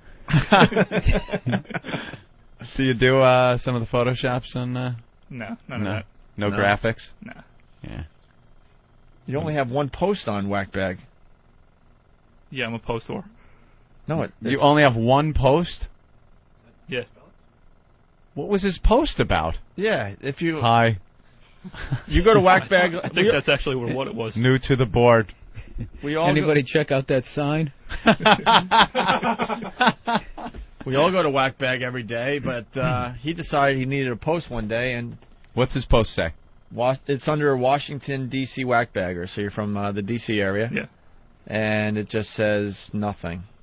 You posted just to acknowledge that you're a Washington, D.C. Whackbagger. What if you click on that link? Oh, you just say your hometown, Maryland, reporting, right? Right. Okay. Oh. Just the location check. Is You all he are does an so far. exciting guy. Fancy man. What do you do for fun? He's got one post. He's got one post. He basically said what town he lives in. All right. What do you do for fun? Good way to start. kick off the That's a discussion. start, Yeah. right. Yeah, nothing? No, not really. No? Holy crap. Wow. You're a perfect guest for the show today. You are nothing. devoid of personality. You really are. Why, thank you. All right, Eric. Could you, yeah. There he goes.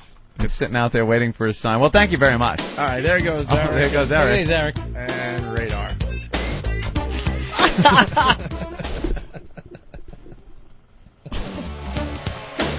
I came back in for a second. He did. He forgot his pen. Damn, is that funny? All right. Wow. Friggin' music. Know what we forgot to talk about today? What? Did you know we're going back to the moon? Oh, that's right. I did read a little bit about this. We are going back to the moon in... What year are we up to? We're going to go back in 13 years from right now. 2018, they're talking about going back to the moon. Going back to the moon. Going to cost billions upon billions of dollars. But what's the reason? Because it's cool. The moon is cool, and going there is cool. Is it because we want to go to Mars eventually? Yeah. That would be like the, the whole reason we really started the space program. A lot of the stuff we started in the early 60s was to get to the moon. So you're doing one thing, but it's helping out learning how to go that further step. So going to the moon now is not just revisiting the moon like we did and doing what we did there. It's a way to get to the... Danny's holding up a sign saying we're going because we forgot our flag. That's still blowing in the wind up there. It stinks. Can't believe I used it. I'm devoid of a line today. So. That flag's still blowing in the wind. Blowing in the breeze. No, so now we're going to go to the moon so we can try out new cool equipment and stuff and maybe make some kind of a base there. But if we already went to the moon... place without an atmosphere. Yeah, that's a great place to start a base. You build things. But if we already went to the moon, why do we have to wait 13 more years to go back? Yeah, that's a little odd. Couldn't we go there tomorrow? You would think we would have the stuff. We've done it already. So just whip up some more of the stuff we had and go. Right. I mean, it seemed pretty easy. Kennedy mentioned going to the moon in the early 60s, and by the late 60s, we were there. So why is this one... You can't land the space shuttle on there. No. It'd be rough. It would be a very difficult thing to do. But why can't we just make another lunar module, make another Apollo rocket, blast it off, and go? It was a glitch. You think the it was... hatch just blew. You screwed the pooch. All right. Yeah, I just think it's going to take a little longer than it really should. Exactly. Let's say hi to Pat. Pat, what did you learn on the show today? Mescaline is like mittens. Like mittens. Very did nice. learn that. Prozac, whack bag. I learned sensible shoes can kill an erection, and Staten Island is just a guinea gangplank to New Jersey. All right, let's say hi to Eric in Boston. Hey. How about those Pats, Eric? Yeah, Pats looked good yesterday. I learned that you guys really are... No, they didn't. You guys really are radio geniuses. You told us the plan, how you had nothing for the show and still made me laugh for 4 hours straight. Ah, that's the way it works. We did have fun today. Thank you, sir. Thank you. All right. And, of course, we'll end with this. Scott in Florida. Go ahead, Scott. If they went to the moon in the 60s, my cell phone would be able to work from Miami to Hollywood for more than 14 seconds. We didn't go to the moon. Thank you.